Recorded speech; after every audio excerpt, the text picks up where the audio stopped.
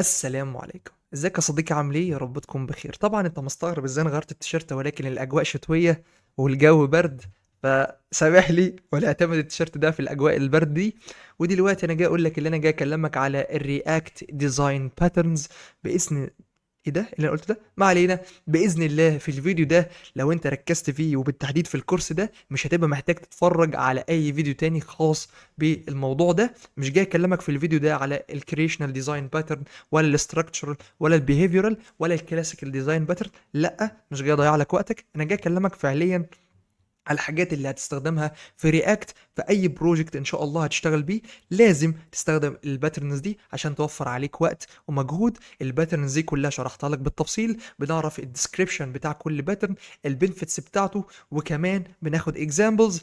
وكل الاكزامبلز والكود ده هتلاقيه تحت ان شاء الله في الديسكريبشن. بص على الديسكريبشن هتلاقي ريبو فيها كل حاجه. بس كده مش عايز اطول عليك، ركز كويس. وطبعا لازم تعمل ايه قبل ما نبدأ الفيديو؟ تجهز قهوتك وتوريني ضحكتك ويلا نبدأ الفيديو. ما تنساش لو ما عملتش لايك اخبط لنا لايك كده وشير لاصحابك بسرعة، ويلا شوف الفيديو.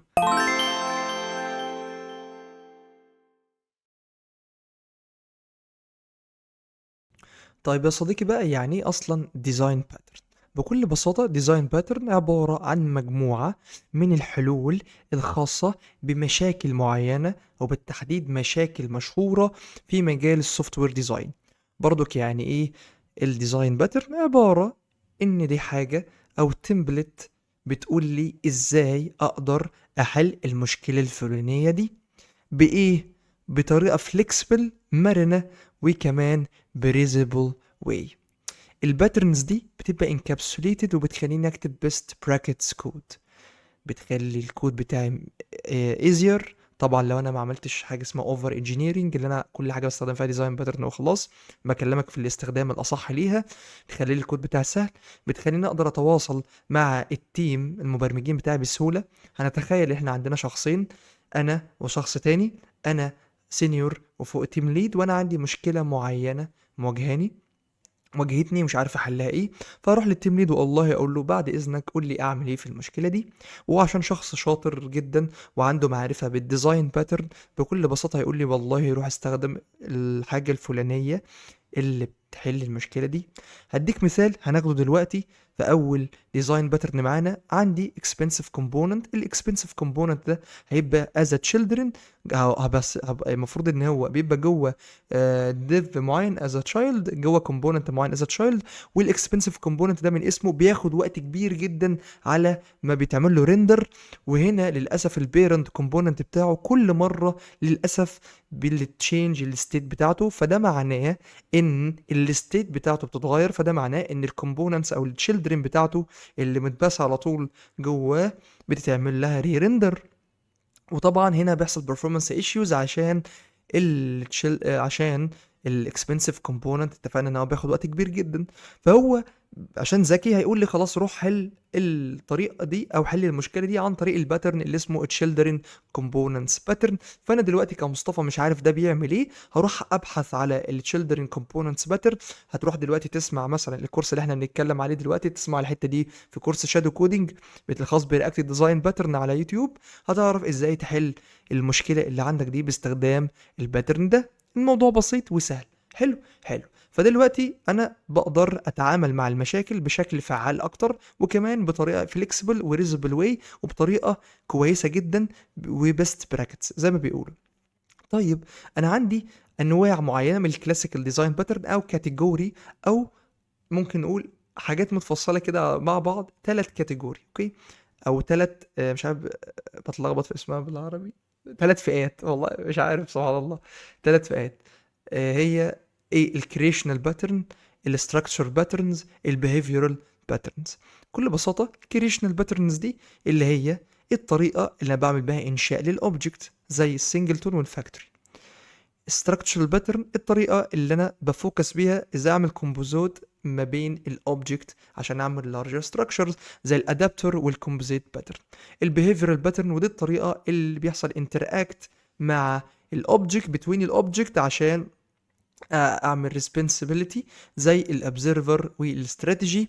كل الحاجات دي قبل كده كان في كورس عندنا في القناه خاص بالديزاين باترن الكلاسيكال دي شرحناها بجافا سكريبت، ولكن دلوقتي هو معمول له اونلي مي عشان ان شاء الله هنبدا نعمل له ريفاكتور وننزله بشكل افضل باذن الله بالابديت الجديد بتاع الشرح. فان شاء الله الدنيا تبقى بالنسبه لك اسهل ان شاء الله نعمله باستخدام تايب سكريبت.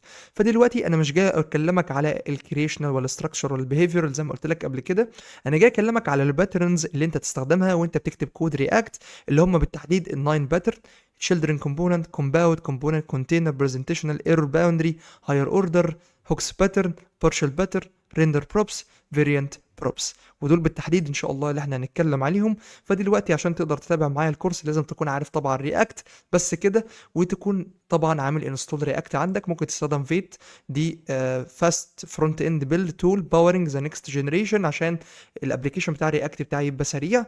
وهنا انا هكتب في الاديتور اللي اسمه فيجوال ستوديو كود، ممكن انت تستخدم اي اديتور تاني زي ما انت عايز.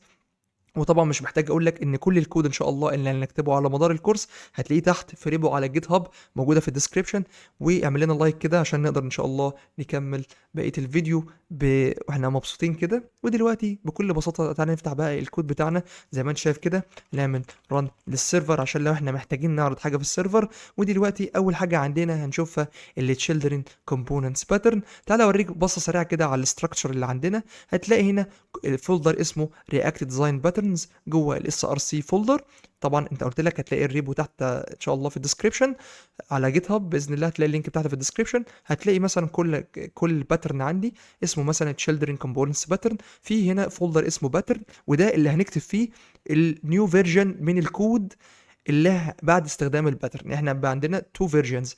اول فيرجن هيبقى الكود الباد اللي هو انا ما استخدمتش فيه الباترن اللي فيه مشاكل، ممكن يكون فيه performance issues، ممكن يكون فيه يعني بعمل violation للباترن او ايا كان. وبعد كده جوه الفولدر اللي اسمه باترن هتلاقي الكود المظبوط اللي هو بيطبق الباترن ده. وطبعا هتلاقي كل فولدر اسمه باترن في هنا description.amd بيشرح لك الباترن ده عشان تقدر ترجع للحاجات دي بسهولة وكل حاجة تبقى بالنسبة لك سهل.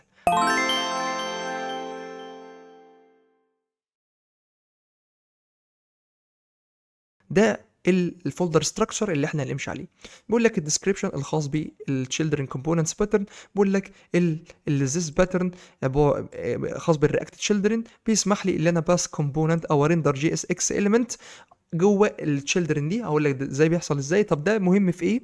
عشان بيقول لك بتعمل انكروج الكومبوننت ريزابيلتي زي ما قلت لك، بتعمل تريتنج للتشيلدرن فليكسبل كونتنت سلوتس. الحاجه دي مش مهم تعرفها، انا اقول لك دلوقتي ده فايدته ايه.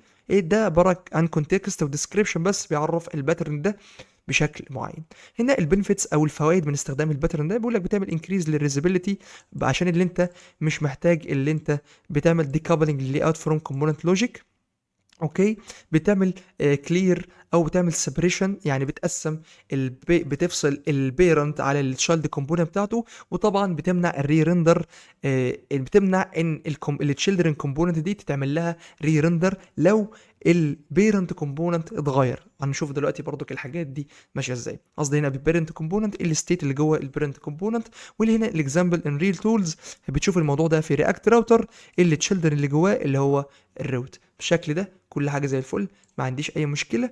نبدا بقى اللي احنا نشوف المشكله اللي عندي هنا bad component .tsx export. نبني component عادي جدا، ممكن نزوم شويه كده. export const bad component بالظبط كده. component عادي جدا، ممكن نخلي دي فانكشن عاديه خالص بدل ما هي arrow function. ودي دلوقتي الفانكشن دي، وهنا مش محتاج طبعا الكلام ده دلوقتي. انا بفضل بصراحه الكومبوننت تبقى ماشيه بالفانكشن العاديه، ده تفضيل شخصي ليا. ممكن انت تحب الارو فانكشن دي براحتك خالص. فالباد كومبوننت ده عباره عن ايه؟ جواه ستيت عاديه خالص عباره عن كاونتر. هنا set count ممكن نسميه count عادي جدا، و count set count، واليوز ستيت بتاعته بفولس مفيش مشكله. وهنا احدد التايب بتاعها نمبر عشان انا بكتب تايب سكريبت. لو انت بتكتب جافا سكريبت الخطوه دي ملهاش اي لازمه، وكده كده هو بيعرف اللي دي نمبر عن طريق تايب انفرنس لو انت بتكتب تايب سكريبت. بس مش موضوعنا.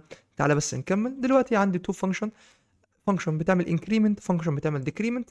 فهنا وهنا هيكون عندي ال H1 ده بيعرض لي هنا الكاونتر ده او الفاليو بتاعت الكاونت. فانا دلوقتي اقول له كاونت، الكاونت از، بص هنا قيمة الكاونت. حلو جدا. وهنا عندي تو بوتن زي ما اتفقنا. البوتن الاولاني الفانكشن بتعمل ايه؟ لما بضغط كليك بت increment set الكاونت، وهزود على الكاونت اللي موجود واحد، وهنا اقول له increment.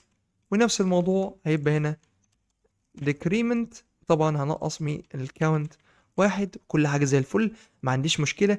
ايه اللي بيحصل بالظبط هنا؟ كل مره بضغط على الاون كليك مثلا اللي هي خاصه بال الانكريمنت، اللي بيحصل بالظبط ان هو بيروح يغير قيمه الستيت دي، فبالتالي بيحصل ري ريندر للستيت عشان هنا يعرض لي القيمه الجديده. شرحنا اليوز ستيت بالتفصيل، ارجع لها في فيديوهات الرياكت هوكس، وغطينا في الفيديوهات دي كل الهوكس اللي انت محتاج تعرفها، والحاجات اللي انت مش بتستخدمها الا في كيسز معينه. فشرحنا كل حاجه بالتفصيل. وخلي بالك الكورس ده مفيد جدا، فارجع له ان شاء الله. ممكن تلاقيه تحت في الديسكريبشن او هتلاقيها موجوده على القناه. فدلوقتي كل حاجه تمام، مفيش مشكله. لو عملت اوبن دلوقتي ل ال خدت اللوكال هوست ده دلوقتي، تعالى كده ناخد الكوبي. وهنا زي ما انت شايف كده مفيش عندي اي حاجه. تعالى نخليه هنا، مفيش مشكله. دلوقتي طبعا مفيش اي حاجه. ليه؟ دلوقتي انا ما عملتش امبورت للكومبوننت ده جوه الاب. فانا هقول له دلوقتي جوه الاب اعمل لي هنا بكل بساطه يا صديقي الجميل امبورت للباد كومبوننت. اوكي، الباد كومبوننت. ودلوقتي بكل بساطه نعمل هنا count is zero increment decrement، كل حاجه زي الفل، مفيش ديلي، مفيش performance issues، كل حاجه زي الفل، مفيش مشكله. ولكن دلوقتي هيبقى في مشكله امتى؟ لما اجي هنا بكل بساطه اعمل جوه التشيلدرن كومبوننت فولدر فايل، قصدي اسمه expensive component.tsx. وهنا بكل بساطة expensive component عبارة عن export default function expensive component. كل اللي هي بتعمله ان انا هعمل simulation ان الكومبوننت ده بياخد وقت على ما يقدر يرندر الجي اس اكس ده. فانا هاجي هنا بكل بساطة اقول له الاكسبنسيف كومبوننت ده عبارة عن، اقول له while. هنا قبل الوايل محتاج ان انا start time، فاقول له let start time عبارة عن performance dot now بكل بساطة كده. وهاجي جوه الوايل هنا هقول له ال performance dot now اقل من تعالى بس نتأكد ان كل حاجة تمام. هنا اقل من ماينس الستارت تايم اللي هو ما عملته قبل كده، ودي اقل من 1000 ملي سكند. هنا بكل بساطه سيميوليشن عشان ده ياخد وقت على ما تعمل له ريندر، مفيش اي مشكله. ودلوقتي لو جينا هنا في الباد كومبوننت بالشكل ده، جينا قلنا له اعرض لي الاكسبنسيف كومبوننت عندي، وعملنا ريفرش ورحنا للكود بتاعي، هنا فعلا ظهر الاكسبنسيف كومبوننت. ودلوقتي لو عملنا ريفرش بالشكل ده هنا، تعالى نعمل ريفرش. ده اصل ده حتى الماونتنج بطيء، مفيش مشكله. هنا الانكريمنت والديكريمنت والاكسبنسيف كومبوننت في مرحله الماونتنج كل حاجه شغاله، كل حاجه زي الفل، ما عنديش اي مشاكل. امتى المشاكل تظهر؟ لو انا عملت انكريمنت بالشكل ده زي ما انت شايف كده، ايه اللي بيحصل؟ هنا حصل كراش للابلكيشن بتاعي. ليه حصل كراش؟ بكل بساطه عشان هنا الكومبوننت ده بياخد وقت كبير جدا على بتعمل له ريندر، صح؟ 1000 ملي سكند. ماشي، على ما تعمل له ريندر. شوف هو دلوقتي الكاونت اس 6، لو عملت ديكريمنت هياخد وقت كبير جدا على ما يغير الكاونت دي، عشان هنا حصل ري ريندر وكل مره بيروح يعرض ده من اول وجديد تاني. مش مصدقني؟ ممكن اكون بكذب عليك، مع اني ما كدبتش عليك قبل كده، بس هنشوف. اقول له هنا console دوت لوج اعرض لي هنا expensive component عشان نتاكد ان كل حاجه ماشيه زي ما انا بقول لك بالظبط. واعمل هنا انسبكت، هعمل الكونسول اكسبنسيف كومبوننت تمام، انكريمنت بالشكل ده كده. بص هنا اللي بيحصل كل مره الاكسبنسيف كومبوننت بتتعرض بالشكل ده زي ما انت شايف. طبعا دي بيرفورمانس ايشوز وعامله كراش للابلكيشن بتاعي والدنيا بايظه خالص. طيب هل انا محتاج اللي انا كل مره الاكسبنسيف كومبوننت دي تعمل لها ري ريندر اصلا؟ لا، انا محتاج البيرنت بس، اللي هي البيرنت كومبوننت بس ده اللي هو يتعمل له ري ريندر. صح كده؟ صح كده. ليه؟ عشان كل مره اجيب قيمه الستيت الجديده. فدلوقتي محتاج ان انا احل المشكله دي، واحلها عن طريق ايه؟ الchildren component pattern، فهاجي هنا بكل بساطة اقول له هنا الcomponent .tsx، اقول له هنا نفس الموجود هنا بالظبط، ولكن في اختلاف حاجة بسيطة. اقول له الكومبوننت هنا اللي بياخد الاكسبنسيف كومبوننت من بره الباترن نفسه، وهنا البات كومبوننت زي ما انت شايف كده هتبقى اسمها كومبوننت زي ما انت شايف كده. ودلوقتي بكل بساطة الاكسبنسيف كومبوننت مش بتتعرض بالشكل ده، بتتعرض از تشيلدرن. فدلوقتي هو بياخد التشيلدرن ده عبارة عن ايه، تقدر تحدد التايب بتاعها عشان انا بكتب تايب سكريبت. ودلوقتي بكل بساطة هو مستني مني التشيلدرن بالشكل اللي انت شايفه قدامك ده، مش محتاج ان انا اعرض هنا الاكسبنسيف كومبوننت. وفي حالة اللي انا في الاب عايز اشغل الكومبوننت الجميل بتاعي ده، اوكي، هيطلب مني هنا التشيلدرن. فدلوقتي اقدر بكل بساطه اقول له التشيلدرن جميله بتاعتك دي عباره عن اي كومبوننت هياخد وقت عندي في الحاله بتاعتي دي اكسبنسيف كومبوننت. وهنا بكل بساطه تعالى نبدا نشوف ايه اللي حصل. هنرفرش في مرحله الماونتنج، بس هيحصل هنا كل حاجه تمام. هعمل انكريمنت مفيش مشكله، ديكريمنت كل حاجه زي الفل. نفتح الكونسول نتاكد ان الكومبوننت ده ما بتعملوش ريندر اهو، انكريمنت ديكريمنت كل حاجه زي الفل وما عنديش اي مشكله. ليه ده حصل؟ بكل بساطه انا بقول للرياكت بعد اذنك ما تعملش ري ريندر للتشيلدرن دي، لا اعمل لي ري ريندر للكومبوننت دي بس اللي هي البيرنت، عشان انا محتاج ري ريندر ده للستيت. ولكن انا مش محتاج تعمل ري ريندر للتشيلدرن عشان ما حصلش هنا اي تغيير، وده performance issues.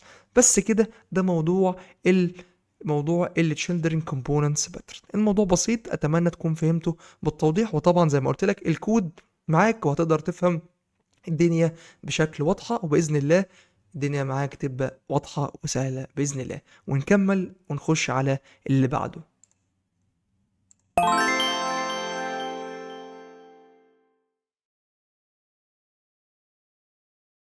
ودلوقتي ان شاء الله هنبدأ نتكلم على تاني باترن معانا اللي هو الكومباوند كومبوننتس باترن. الباترن ده مهم جدا، وخلي بالك الافراط في استخدامه غلط جدا، فتأكد انك بتستخدمه في مكانه الصحيح. دلوقتي الباترن ده عبارة عن ايه؟ عبارة عن multiple components بتشتغل مع بعضها ابقى زي وحدات كده عشان تطلع لي البيرنت كومبوننت. والبيرنت كومبوننت ده هو اللي بيعمل لها كنترولر او هو المتحكم فيها، والحاجات دي بتبقى جواه از تشايلد وبتinteract مع الستيت.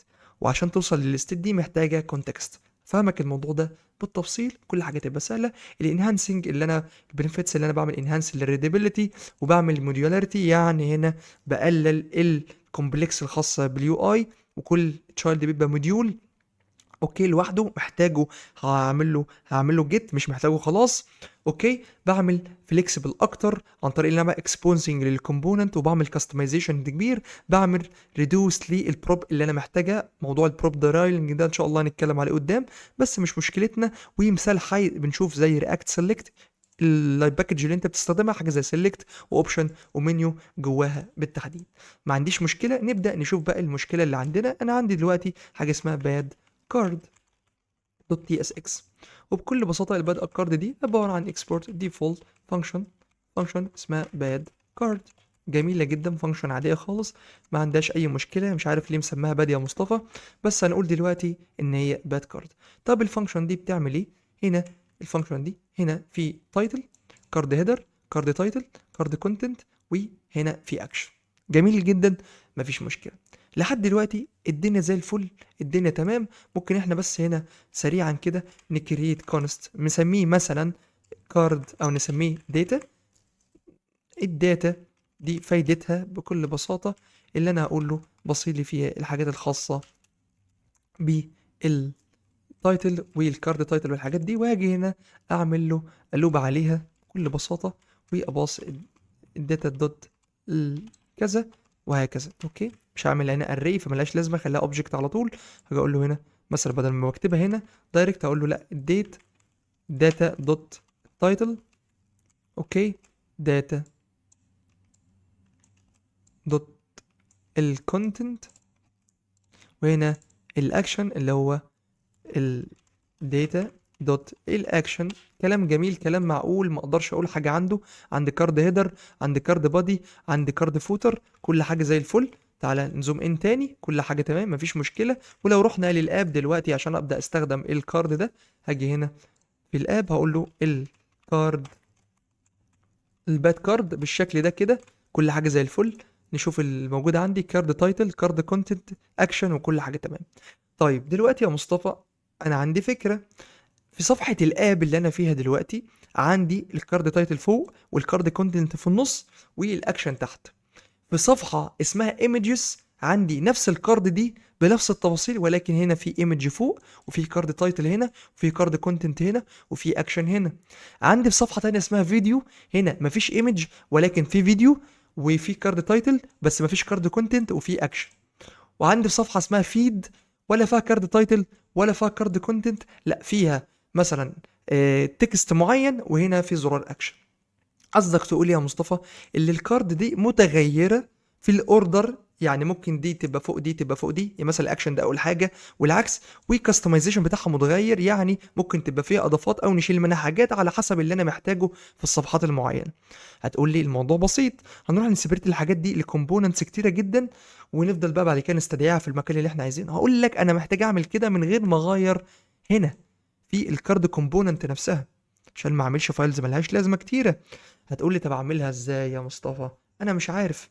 وحتى لو عملتها بسيبريشن مختلف انا كده برضك هيبقى نفس الري اوردر.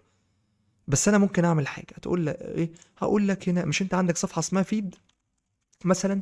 فيد دي هتبقى عباره عن بوليان، لو هي موجوده هيعمل حاجه معينه، لو هي مش موجوده هيعمل حاجه معينه. اوكي. وصفحه ال- الفيديو لو هي موجوده يعمل حاجه معينه. ونفضل بقى نعمل كونديشنز كتيره جدا وحركات ملهاش اي 30 لازمه. اقول لك كده انت بتهزر بقى. طب نحل المشكله دي ازاي يا عم شادو؟ بكل بساطه هنبدا نستخدم هنا الباترن اللي اسمه كومباوند كومبوننتس باترن. فهاجي هنا بكل بساطه جوه الباترن هقول له الكارد الجميله بتاعتي دوت تي اس اكس، ناخد نفس الكلام ده كده كوبي، نروح هناك في الكارد وسلمنا كده الدنيا زي الفل، مفيش مشكله كله تمام. الكارد تايتل موجوده، ال الكونتنت الاكشن والكلام ده كله. وهاجي دلوقتي اقول لك انا مش محتاج اعمل الكلام ده كله. هقول لك يا مصطفى انت عندك الكارد الجميله بتاعتك، تعالى بس نعمل لها اكسبورت بشكل صحيح، اكسبورت ديفولت الكارد. ودلوقتي هقول له الكارد الجميله دي، وهبصي هنا مثلا انا محتاج الكارد تايتل، فانا اقول له كارد دوت تايتل. ماشي بالشكل ده كده. محتاج الكارد كونتنت، فانا اقول له الكارد دوت كونتنت. الكارد محتاج الكارد دوت اكشن، محتاج اقول له الكارد دوت الاكشن. وبقى محتاج حاجه جديده مثلا زي مثلا الكارد دوت فيديو، محتاجه تمام مفيش مشكله. مش محتاجه هشيله من هنا. محتاج اغير الري اوردر، اخلي التايتل دي تحت خالص، انا حر على حسب البيج اللي انا فيها، انا حر. اوكي مفيش مشكله. يعني انا صفحه اسمها مثلا فيد مثلا، فمحتاج الري اوردر ده متغير ومفيش هنا فيديو، وهكذا براحتي بالشكل اللي انا عايزه. تمام. فدلوقتي انا محتاج اعمل ايه؟ ابدا اظبط اللوجيك اللي هيعمل لي الموضوع ده. هعمل هنا ازاي؟ بكل بساطه محتاج اللي انا اجي هنا، طبعا ده بياخد الموضوع از تشيلدرن، ولكن تعالى اوريك حاجه دلوقتي. هاجي هنا بكل بساطه اقول له الكارد دوت تايتل. التايتل بتاعك عباره عن فانكشن عاديه خالص. الفانكشن دي كل اللي هي بتعمله بترجع ايه؟ بترجع لي هنا الكارد هيدر بالشكل ده، بتعمل لي ريتيرن للكارد هيدر. هتقول لي هو جاب الداتا دي منين؟ هقول لك استنى على رزقك. دلوقتي نفس الموضوع في الكارد دوت بادي، هنسميه كونتنت، فانا هاجي هنا اقول له الكارد دوت الكونتنت، ودي عباره عن فانكشن زي ما انت شايف كده يا جميل.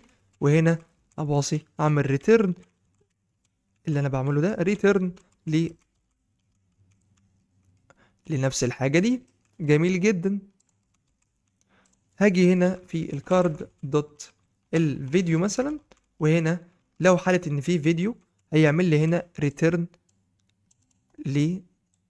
لفيديو. فهنا هقول له لو في فيديو، بلاش فيديو عشان مش عايزين نضيف فيديو كده، خليها مثلا فوتر. اوكي فوتر لو في فوتر كارد دوت فوتر لو انا محتاجه هقول له الداتا دوت الفوتر بالشكل ده كده، وهبص هنا حاجه اسمها فوتر، وهنا الكارد بدل ما هي كونتنت هتبقى فوتر، وهنا طبعا ده بالشكل ده اسمه فوتر، هنا فوتر. اوكي، دلوقتي ناقص لي ايه؟ الاكشن، محتاج اللي انا اعمل لها سيميوليشن او محتاج اللي انا اعمل لها امبلمنتيشن. هاجي هنا بكل بساطه الكارد دوت الاكشن، الاكشن الجميل بتاعك عباره عن فانكشن، الفانكشن دي اللي هي تريتيرن الحاجه دي. جميل جدا، كلام جميل، كلام معقول، ما اقدرش اقول حاجه عنه. هتقول لي طيب يا مصطفى دلوقتي في كل التايتل والفوتر والكلام والكونتنت والحاجات دي كلها بتحتاج الداتا.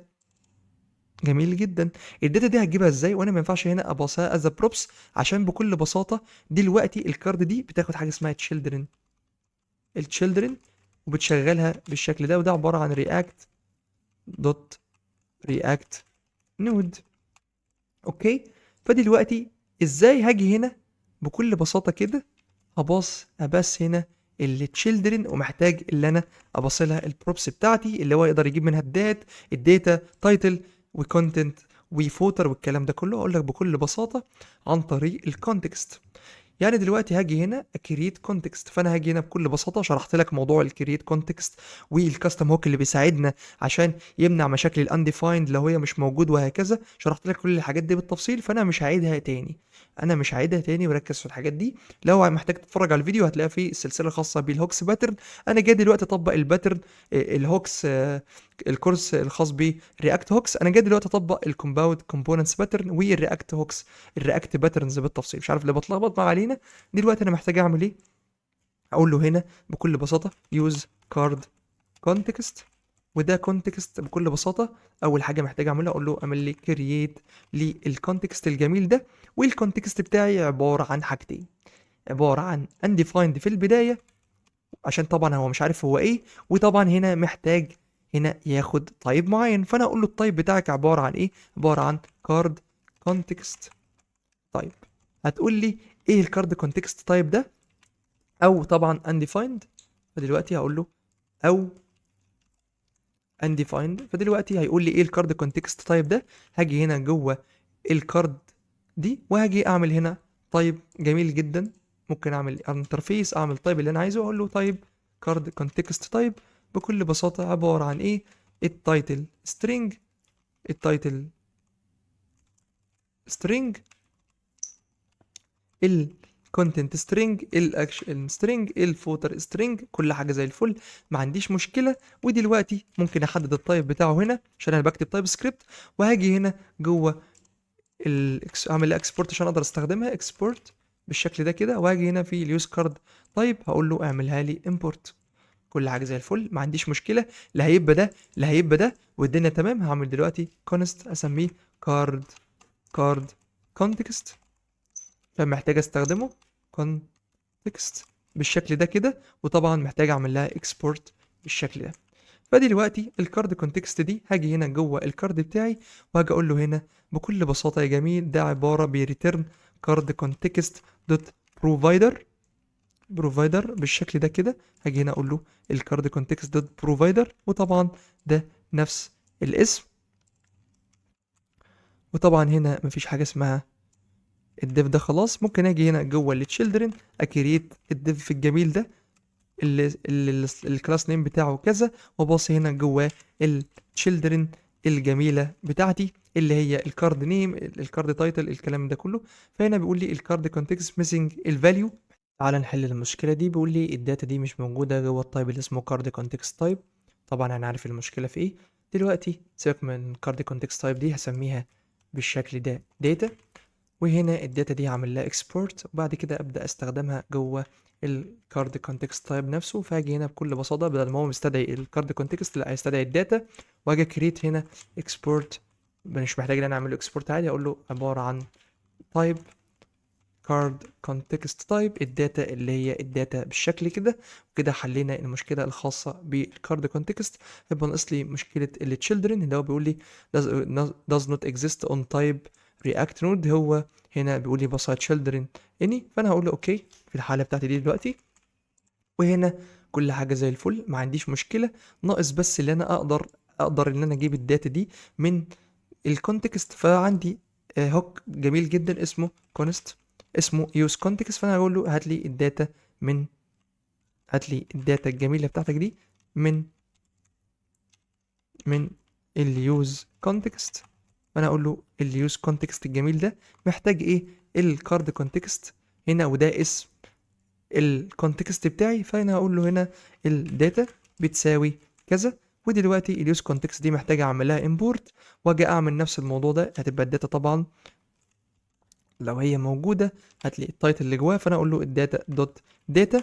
لو هي موجوده هتلاقي التايتل اللي جواها، وهكذا. ومحتاج اعمل الخطوه دي والخطوه دي في كل، زي ما انت شايف كده، كل الفانكشنز دي. ولكن هنا انا بدراي، يعني بعمل بريبيت ما عندي برنسبل اسمه دراي، يعني دونت ريبيت ماي سيلف. انا بقى عمال بكرر الكود، بعمل دبليكيشن للكود ملوش لازمه. هو سطر كود وهنا عمال بعمل اوبشن التشيننج عشان ممكن يبقى انديفايند، عشان انت فاكر اللي انا قلت له هنا هيبقى undefined او الكارد كونتكست تايب او الداتا يعني. فانا هنا في حاجتين غلط، في طريقه احسن اللي انا ممكن اعمل الكلام ده شرحتها لك برضك في وده الكاستم هوك اللي شرحته لك لما كنا بنتكلم على الكونتكست. هاجي هنا بكل بساطه جوه اليوز كارد كونتكست، هكريت هنا export default فانكشن جميله جدا اسمها use card context. وبكل بساطة الكارد كونتكست ده هو اللي هيعمل العمليات دي. هياخد اليوز كونتكست الجميل ده يجيب الداتا منه اللي هو الكونتكست بتاعي دلوقتي. لو هو مش موجود، لو الداتا دي مش موجودة، هيقول لي لازم تستخدم بعد اذنك استخدم، هيطلع لي ايرور، بعد اذنك استخدم الكارد كونتكست مع الكارد كونتكست بروفايدر. تمام زي الفل. ولو هو موجود مفيش ايرور، رجع لي الكونتكست بتاعي. فدلوقتي انا كل اللي انا محتاج اعمله، ما اعملش الخطوه دي خلاص. هاجي اقول له هنا الكونست اللي اسمه داتا او اسمه كونتكست دلوقتي، الكونتكست الجميل ده اقول له يوز كارد كونتكست. ودلوقتي الكونتكست الجميل اللي معايا ده كل اللي انا محتاج اعمله كده اللي انا اقول له كونتكست دوت الداتا دوت التايتل. دلوقتي مش محتاج اعمل الاوبشن التشيننج عشان انا متاكد دلوقتي بدل هو عمل ريتيرن للداتا ان الداتا دي موجوده ومش بانديفايند. فدلوقتي انا حليت المشكله. ودلوقتي مش كل مره هروح استخدم اليوز كونتكست اللي هو الهوك ده، لا انا هستخدم كاستم هوك هو اللي بيهندل لي كل حاجه. فدلوقتي هروح هنا نفس الموضوع ده، هاجي هنا بكل بساطه استخدم الكاستم هوك بتاعي، اقول له هنا الكونتكست دوت كذا، نفس الموضوع الكونتكست دوت داتا دوت فوتر. وهنا context دوت داتا. طبعا هنا محتاج اللي انا باصص دلوقتي اليوز كارد كونتكست. كل حاجه زي الفل، نعمل سيف نتاكد ان كل حاجه تمام، مفيش اي مشكله. نعمل ريفرش، كارد كونتنت، كارد تايتل، كارد فوتر، اكشن. دلوقتي في صفحه تانية، هنتخيل احنا في صفحه تانية دلوقتي ومش عايز اعرض الكلام ده كله، انا عايز اخلي التايتل اخر حاجه. نعمل سيف، تايتل بقى اخر حاجه، عملت ري اوردر. عايز اشيل الاكشن خالص، ما بقاش في اكشن. عايز اشيل الكونتنت، ما بقاش في كونتنت. عايز اخلي الفوتر مكان التايتل. كل حاجه بالكاستمايزيشن اللي انا مطلوب، كل حاجه زي الفل ومن غير كونديشنز بقى معقده والدنيا دي. هتقول لي ده الباترن ده جميل جدا، ده انا هستخدمه في كل الكومبوننت اللي عندي. اقول لك طبعا لا، غلط. ليه؟ عشان قلت لك الافراط في استخدام الباترن ده هيعمل بيرفورمانس ايشوز. ليه؟ ما انا عشان اقدر اباص الحاجات دي جوه التشايلد كومبوننت محتاج ان انا ابصيها جوه الكونتكست. فده معناه ان انت كل كومبوننت عندك هتعمل له كونتكست؟ طبعا هزار. فاستخدم الباترن ده في المكان المناسب ليه. بس كده، دي نصيحتي ليك، وان شاء الله تكون فهمت الدنيا، والدنيا بالنسبة لك سهلة وواضحة جدا 1,000,000%. ركز معايا في بقية الباترنز وكل حاجة ان شاء الله تبقى سهلة.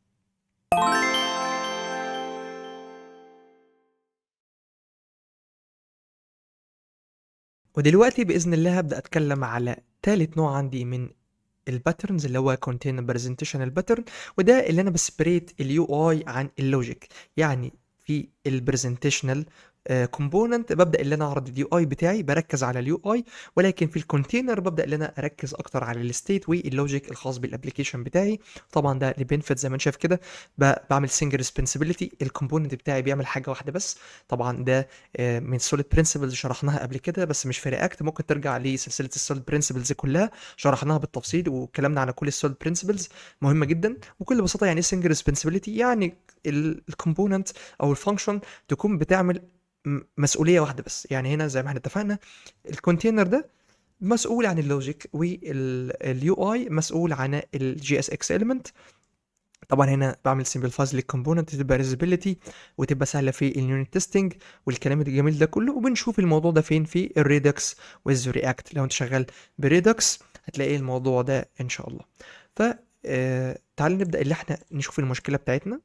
احنا مش محتاجين اللي احنا نرن اصلا الابلكيشن خالص، هو بكل بساطه هيبقى عندي باد ابلكيشن. الباد ده فيه كومبوننت بيعمل فيه لوجيك وفيه يو اي، وبالتالي محتاج ان انا افصل عشان احقق الباترن ده، اللي انا افصل اللوجيك عن اليو اي لو هو الكومبوننت بتاعه معقد، عشان يعمل سنجل سبنسبيليتي، وكمان عشان ما اعملش فايوليشن للباترن اللي اسمه كونتين برزنتيشنال باترن. فدلوقتي تعالى نعمل فايوليت هنا معناها ان انا ببريك الباترن ده او بعمل حاجه غلط. اوكي فانا اقول له هنا bad to do اب، ومن اسمه كده اللي انا هكريت تو دو اب بسيط جدا بيعمل بعض الحاجات.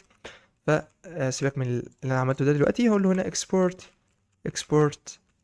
default to do app، خليه bad to do app. ودي عبارة عن function عادية خالص. اقول له هنا function يا صديقي الجميل، شيل السيميكولون الجميلة دي. وهنا الفانكشن دي محتاج ايه؟ بكل بساطة هيبقى الفانكشن دي كل اللي هي بتعمله ان انا عندي مجموعة من التودوز بقدر ان انا اضيف عليها تودو جديدة، والتودو دي بتضاف عن طريق طبعا انبوت، وفي زرار هو اللي بيضيف التودو دي. وهنا في فانكشن بتاد تودو، وفي فانكشن بتتشينج الستيتس الخاصة بالتودو، بتحولها من اكتف لكومبليتد مثلا. موضوع بسيط مفيش اي حاجه. تعالى نبدا نكريت اللوجيك مع بعض. يبقى هنا عندي طبعا كونس اول حاجه التودوز بتاعتي هنا عباره عن ستيت. طبعا محتاج ان انا احدد التايب بتاع تو، فانا هقول له هنا تايب التودو بتاعي يبقى فيها اي دي تكست كومبليتد بوليان، والاي دي نمبر وتكست سترينج. بكل بساطه هروح هنا اقول له ده تو دو، وهنا بقول له بكل بساطه التودوز دي هتبقى عباره عن array اوف اوبجكت. الاوبجكت ده واخد البيانات دي اللي هو الاي دي والتكست والكومبليتد بالداتا تايب بتوعهم. جميل. محتاج ان انا اضيف نيو تو دو، فانا هاجي اقول له هنا const نيو تو دو، ودي set new to do عباره عن use state، عباره عن string، وهنا الانيشال فاليو بتاعتها فاضيه مفيش مشكله اللي هو string يعني، ومش محتاج اعمل الكريشن ايرور ولا اي حاجه. الموضوع هيبقى بسيط يعني سمبل اكزامبل خالص. فانا هاجي دلوقتي محتاج ان انا اعمل ريتيرن لايه؟ للديف. جميل جدا. الديف ده فيه بعض الحاجات زي الانبوت اللي انا المفروض ان انا هغير او هكتب التودو بتاعتي فيها. فاقول له هنا التايب بتاعه تكست، الفاليو بتاعتك بتاخدها من النيو تو دو. طبعا هنا في الاون تشينج الفاليو بتاعتك طبعا هتتغير، هتباصي لايه دوت تارجت set new to do، هتباصي جواه الايه دوت تارجت عشان اوصل للفاليو الخاصه بالانبوت ده. والموضوع ده عادي مش محتاج اشرحه، بتعمله كل مره في الانبوتس بتاعتك. جميل. عندي هنا بوتون، البوتون ده بياد to do. جميل جدا. البوتون ده اما بضغط عليه on click بيعمل ايه؟ بياد to do، بيشغل لي فانكشن اسمها handle add to do. ويهندل add to do دي بكل بساطه عباره عن فانكشن اللي هي بتعمله بتعمل ست دوز. التودوز بتاعتي بتعمل لها كلون، وبتباصي هنا يعني بتبقى بتعمل كلون للتودوز اللي موجوده عندي، بتضيف تودو جديده واخده الاي دي بتاعها، محتاج الاي دي طبعا ده الديت دوت ناو تكست اللي هو النيو تو دو اللي انا هكتبه هنا في الانبوت، والكومبليت بتاعتها طبيعي هتبقى فولس. وكل مره بروح اعمل مره اخرى برجع قيمه النيو تو دو دي فاضيه عشان الانبوت يبقى فاضي الفاليو بتاعته بالتحديد. ودلوقتي انا ضفتي تو دو مثلا محتاج ان انا هظهرها ازاي؟ هاجي هنا بكل بساطه اقول له هنا في هنا div جميله جدا. الديف دي واخده التودوز بتاعتي بتلوب عليهم دوت ماب، وهنا تاخد التودو بتاعتي وبتاخد الاي دي اكس. محتاج الاي دي اكس دلوقتي في حاجه معينه. ودلوقتي اللي انت شايفه ده كل مرة محتاج ان انا اعرض التو دو. سيبك من التشيك بوكس ده، انا محتاج ان انا اعرض تو دو دوت تكست بالشكل ده. ودلوقتي محتاج ايه؟ ان انا اشغل الابلكيشن بتاعي، فهروح للاب دوت تي اس اكس، استدعي هنا الباد تو دو اب، وهنا كل حاجة زي الفل. نبدأ نشوف ريفرش كده، كل حاجة تمام. نبدأ نيو ايه ده؟ ايه مياو دي؟ نيو تو دو 1، نعمل اد تو دو فعلا عرضها. نيو تو دو 2، اد تو دو، كل حاجه زي الفل. سيبك من الديزاين، ديزاين طبعا اي كلام خالص ومش جاي نشرح ديزاين. محتاج اعمل ايه؟ مضغط على التو دو دي كده يغير الستاتس بتاعتها. جميل. هنعمل الموضوع ده ازاي؟ هاجي هنا في البات تو دو، هضيف هنا، هشغل هنا فانكشن اسمها، لما اجي اضغط على السبان دي فانكشن اسمها بكل بساطه change status. فانا اقول له اما اون كليك شغل لي الفانكشن اللي اسمها اللي change status. والتشينج ستاتس دي هنا بتاخد الاي دي اكس اللي هو بتاع التو دو ده، عشان لما اجي اضغط عليها واجي اقول له بكل بساطه تشينج ستاتس دي عباره بتاخد هنا الاي دي اكس. والاي دي اكس اللي هو بتاخد كلون من التودوز بتاعتي اللي موجوده، وبتروح للاي دي اكس الكومبليتد. هو طبعا هيبقى فولس، فهتخليه هنا ترو والعكس. فلو هو كومبليتد هتبقى هيعمل له uncompleted، فهي معناها ان انا ما خلصتوش اكتف مثلا، والعكس صحيح. وهنا بسيت النيو تو دو بالتودوز الجديده. موضوع بسيط تافه، انت فاهمه، مش مشكله، مش جاي نشرحه اصلا، بس انا بعمل اكزامبل معاك سريع. ايه اللي حصل ده؟ نيو، والله ما انا مسحها تو دو، اد تو دو. في هنا مشكله، تعال نشوف ايه المشكله. نريفرش دلوقتي.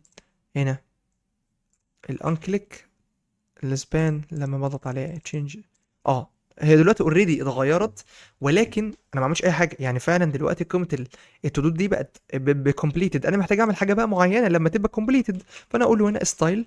الستايل ده في حاله ان، في حاله ايه؟ تكست ديكوريشن. لو التودو بتاعتي كومبليت تخليه لاين ثرو، عكس كده خليه نون. يعني لو التودو بتاعتي اللي انا خليت الفاليو بتاعتها باكتف دي بترو، اللي انا قصدي كومبليت اللي انا خلصتها بترو، هيعمل لي لاين ثرو عليها. عكس كده هيرجع لي نون زي ما هي. نريفرش، اقول له هنا نيو تو دو، اد تو دو. زي ما انت شايف كده كل حاجه اتحلت. طيب دلوقتي بقى نبدا نشوف. هنا عندي مشكله زي ما انت شايف هنا، عندي في الكومبوننت بتاعي عندي هنا يو اي وعندي هنا لوجيك. فانا بعمل كده فيوليت لي البرنسبل او للباترن اللي اسمه كونتينر برزنتيشنال باترن. وعشان اقدر ان انا الغي الفيوليت الموجود ده، اقدر ان انا احل المشكله بكل بساطه، محتاج ان انا اسيبريت اللوجيك عن اليو اي. فهاجي هنا سريعا كده هكريت فايل اسمه container to do app.tsx، وهنا فايل تاني اسمه presentational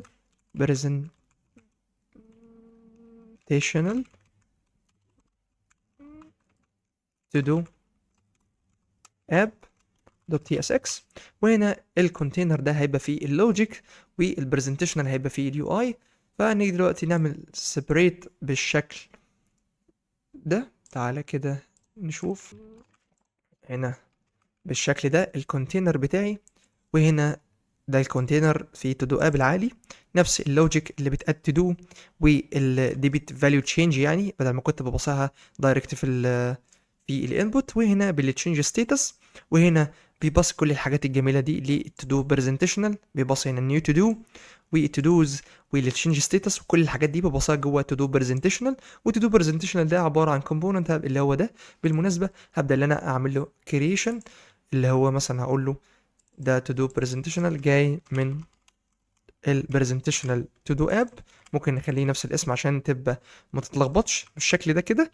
ودلوقتي هاجي هنا جوه ال presentational to do app، طبعا محتاج ان انا اخش هنا اكريت الفانكشن او الكومبوننت ده. فانا هاجي هنا اعمل له كرييشن سريع كده بالشكل اللي انت شايفه ده بالظبط.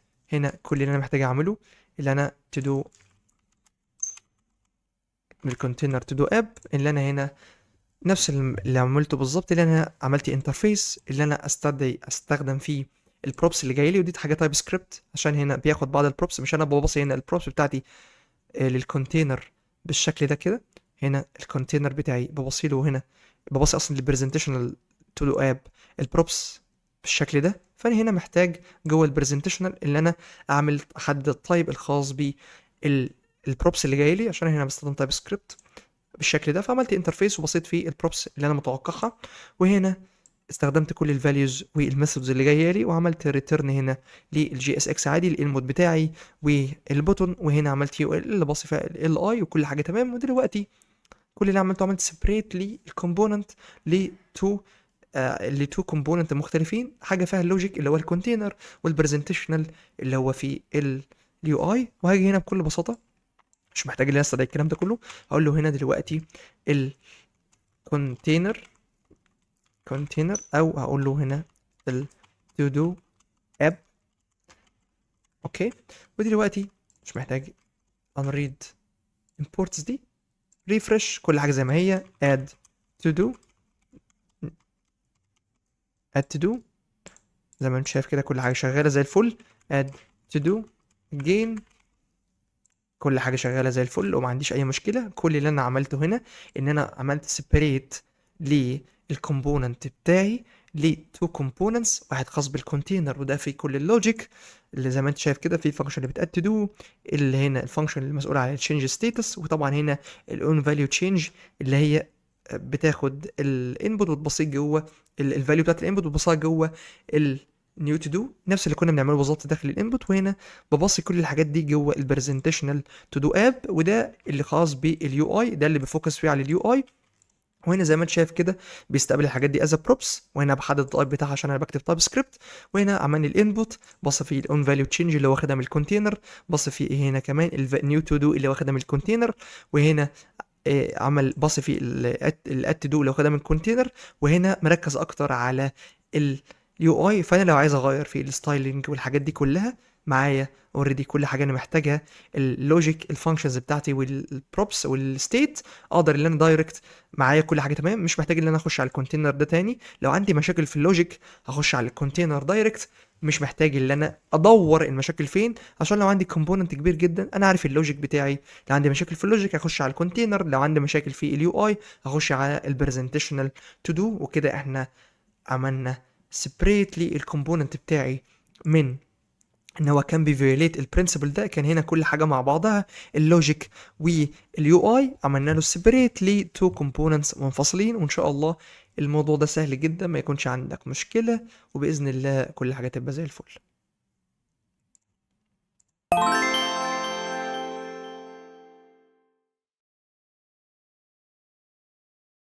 ودلوقتي ان شاء الله هبدأ اتكلم على رابع باترن معانا. الباترن ده مهم جدا، مستخدم غالبا في كل المشاريع اللي هتشتغل فيها في رياكت، ودلوقتي انت عارفه اصلا، ولكن احنا جايين نتكلم عليه شويه، اللي اسمه كاستم هوكس باترن. عباره اللي انا بكريت لوجيك او مجموعه من الفانكشنز بتبدأ بكلمه يوز. ده يعني باترن احنا متفقين عليه، اللي هي لازم تبدا بكلمه يوز. وفايدتها بكل بساطه اللي انا ما بعملش دبليكيشن للكود. لو انت فاكر الكومباوند كومبوننتس باترن اتكلمنا عليه في نفس الكورس، احتاجنا اللي احنا نكريت يوز كونتكست باترن بيكريت، بدل ما كل مره كنا بنستخدم اليوز كونتكست لا كنا عملنا كريت لكاستم هوك. الكاستم هوك ده ساعدنا اللي احنا كل مره نتاكد ان الداتا دي موجوده، او لو مش موجوده هيرجع لي ايرور وكل حاجه زي الفل. نفس الموضوع بالظبط هنا بقول لك it encapsulates reusable logic in custom hooks, make it possible share stateful logic across components without the application code. جميل الكلام ده كله. هنا من الاخر ما بعملش حاجه اسمها don't repeat yourself principle. ده برنسبل مهم جدا، ما ينفعش ان انت تفضل تعيد نفسك من الاول وجديد. وهنا طبعا بتشوف الموضوع ده في كل حاجه غالبا. وهنا مثال زي اليوز كويري واليوز ميوتيشن، الحاجات دي موجوده في ابلو كلاينت. اوكي مفيش مشكله طبعا. وعندك هنا هوكس مختلفه جدا في رياكت. فدلوقتي احنا هنبدا نشوف ايه المشكله اللي عندنا والباترن ده يحل لنا ازاي. فانا اقول له هنا عندي هنا use profile bad use r profile. اوكي .tsx بكل بساطة ده component export default function عادية bad user profile. هنا عبارة عن component عادي جدا. هنا في بعض الحاجات زي عندي to state is active واللاست اكتف، لو هو از اونلاين قصدي، واللاست اكتف. وبناء على ذلك هنعرض شويه حاجات كده في الجي اس اكس. فانا عندي اول ستيت كونست، اول حاجه خالص هنا بكل بساطه اسمه از اونلاين، لو هو اونلاين. اوكي، طبعا محتاج ان انا استدعي اليوز ستيت. وهنا اللاست اكتف كونست لاست اكتف set last active. وطبعا اللاست اكتف دي هتبقى عباره عن حاجتين، لا هبصي الديت اللي هو الداتا تايب بتاعه الديت اللي هتبقى null في البدايه، انا عايز الانيشال فاليو بتاعته null، هقول له هنا or null. طبعا دي مش داتا اتس ديت، فدلوقتي انا مش محتاج ابصي هنا الا الانيشال فاليو بتاعته بنل، فكده كل حاجه زي الفل. محتاج ان انا اعمل يوز افكت سريعه كده فيها بعض اللوجيكس اللي هي اليوز افكت دي شرحناها قبل كده في مجموعه الدروس الخاصه بالهوكس. هنا بفانكشن بالسيميوليت تشيكن يوزر، لو هو اونلاين ستاتس هيعمل حاجه معينه، بس سيميوليت الموضوع بيعتمد هنا على ايه؟ على راندملي، حاجه راندملي خالص. بعمل راندملي سيت اونلاين ستاتس، لو هو اونلاين هيباصي السيت از اونلاين دي هيخلي لي اباصي الستاتس اللي هي ترو اور فولس. اوكي، هنا الشرط ده هيرجع لي ترو اور فولس، وبناء لو هو اونلاين هيخليها لي اونلاين، لو هو ما بقاش اونلاين والراندوملي ده يرجع لي فولس، لو الماس دوت راندوم اقل من ال 0.5 فهيرجع لي فولس. فده معناه ان انا محتاج ان انا باصي سيت لاست اكتف، والكلام ده حاجه راندملي خالص. وكل مره محتاج ان انا اشغل الفانكشن دي بانترفال معين، هنا كل الفانكشن دي بتشتغل بتتشيك الستاتس every 3 second كل مره. وهنا كل مره بعمل كلين اب للانترفال ده. شرحت الموضوع ده بالتفصيل بكل بساطه في الدرس الخاص باليوز افكت هوك، تقدر ترجع له بكل بساطه. ودلوقتي كل اللي انا محتاج اعمله، محتاج ان انا ارندر هنا. تعالى كده ناخد الكود ده كوبي عشان ما نضيعش وقتك. هنا برندر جي اس اكس element عبارة عن الستيتس، لو هو از اونلاين هيرجع لي اونلاين، عكس كده هيرجع لي كلمة اوفلاين. لو هو مش اونلاين وفي لاست اكتف هترجع لي اللاست سين وتحوله لي تو لوكال سترينج واعرضه لي في سبان. موضوع اتفه ما يكون. ودلوقتي محتاجين اللي احنا نروح على الاب ونشغل الباد يوزر بروفايل. وهنا نمسح الكلام الجميل ده، شادو كودينج زي ما شايف ده ستاتس اوف لاين ستاتس اون لاين، كل مره بيعمل الحاجه دي راندوملي زي ما انت شايف كده، بيعرض لي اخر كنت امتى اوف لاين وهكذا. موضوع بسيط مفيش مشكله، موضوع سهل جدا، كود تافه مش بيعمل اي حاجه، ولكن هدفه ان هو يشرح لك موضوع الكاستم هوكس مفيد في ايه. فدلوقتي بقى اللي احنا محتاجين، ممكن عندي كومبوننت تانية بتحتاج ان هي تتشيك ايه هو فعلا اليوزر بتاعتي ده اونلاين ولا لا. مش هنا مش هنا بس، ممكن في اماكن تانية كتيره محتاجه تشيك اشوف هو اونلاين ولا لا، وبناء عليه اعرض الحاجه دي في زي ما انت شفتها كده في الدوم عندي، في الدوم عندي. اوكي تمام. فدلوقتي بدل ما اروح اكرر الكود ده دلوقتي في كومبوننت تاني، واروح اكرره تاني في كومبوننت تالت، واروح اكرره تاني في كومبوننت رابع، كده انا بهزر. فممكن اعمل هنا كاستم هوك. الكاستم هوك ده فايدته لما اجي استخدمه بكل بساطة هيعمل لي الحاجة دي، فايا كان الكومبوننت اللي انا هستخدم فيه الكاستم هوك هيروح يتشيك عن الاونلاين ويعمل لي الفانكشن اللي اسمها تشيك يوزر ستاتس اللي بتراندوملي سيت اونلاين ستاتس، وبتباصي الاوفلاين والكلام الجميل ده كله، وبترجع لي الحاجات البسيطة دي. فكل مرة محتاج ده يحصل، مش محتاج ان انا اروح اكتب الكود من اول وجديد كده، انا بعمل دبليكيشن كده. عندنا برنسبل اسمه don't repeat yourself، فانا محتاج ان انا ما اعملش ريبيت للكود بتاعي. فاجي هنا جوه الباترن هقول له هنا use user profile .ts. طبعا هنا .ts عشان انا مش هكتب هنا JSX element خالص، وانا export default use function use user profile، ودي فانكشن عادية خالص. باصي هنا الكلام الجميل بتاع ده كله. هنا اليوز افكت اعمل لها استدعاء اليوز ستيت الكلام الجميل ده كله، وهنا محتاج اللي انا بعد ما بيعمل الحاجات الجميله دي انا محتاج اللي انا اعمل ايه، ريتيرن للحاجات اللي انا بستخدمها اللي هي الاز اونلاين واللاست اكتف. ودلوقتي جوه الباترن محتاج اللي انا كرييت يوزر بروفايل دوت تي اس اكس، وده بكل بساطه هيبقى نفس الكود بتاع ده اللي هو الباد يوزر بروفايل، ولكن نغير الاسم اللي هو يوزر بروفايل دايركت. مش محتاج اللي انا طبعا الحاجات دي كلها، ولكن دلوقتي هيظهر لي ايرور هيقول لي هو محتاج الاز اونلاين واللاست اكتف. هيجيبهم منين يا مصطفى؟ شغل دماغك. هيجيبهم طبعا من اليوزر بروفايل اللي هو الكاستم هوك بتاعي. ودلوقتي لو انا محتاج استخدم الكاستم هوك ده في اي مكان اقدر استخدمه من غير ما افضل اكرر الكود بتاعي واكتب كود زياده ملوش اي 30 لازمه. في اي مكان محتاج ان انا اعمل عمليات على الاز اونلاين او اللاست اكتف، بكل بساطه اقدر ان انا اعمل ده من غير ما اكتب اي كود. بكل بساطه اروح استخدم اليوز بروفايل. بس كده، بس كده. دلوقتي نعمل، نيجي للاب، نشيل الباد يوزر، اقول له اليوزر بروفايل، ونتاكد ان كل حاجه شغاله ولا لا. نفتح الكود، ريفرش، كل حاجه زي ما هي شغاله. status offline، it's online، وهيعمل ايه اللاست اكتف. والموضوع ماشي عن طريق randomly زي ما عملنا الفانكشن اللي اسمها تشيك يوزر. وكده الكود بتاعي بقى more readable وما بعملش فيه دوبليكيشن. احتاجت في اي وقت استخدم اليوزر بروفايل في اي مكان جوه الابلكيشن بتاعي استخدمه بكل سهوله. وخلي بالك في كورس ان شاء الله هيبقى خاص بالكاستم هوكس، هنتعلم مع بعض ازاي نكريشن كاستم هوكس كتيره جدا لازم نستخدمها في الابلكيشن بتاعتنا وهتبقى مهمه جدا. اكيد في اغلبيه الابلكيشن اللي هستخدمها هتستخدم الكاستم هوك ده، فهنكريت ان شاء الله كورس مع بعض كده في اغلبيه الكاستم هوكس المشهوره جدا. بدل ما تروح تستخدم باكجز وتنزل كاستم هوكس انت مش محتاجها، لا هتعرف ازاي تبني الحاجات دي من اول وجديد بايدك. الموضوع بسيط، عباره عن stateful فانكشن بتعمل بعض اللوجيك وخلاص. اوكي تمام، مفيش مشكله كده. موضوع الكاستم هوكس باترن.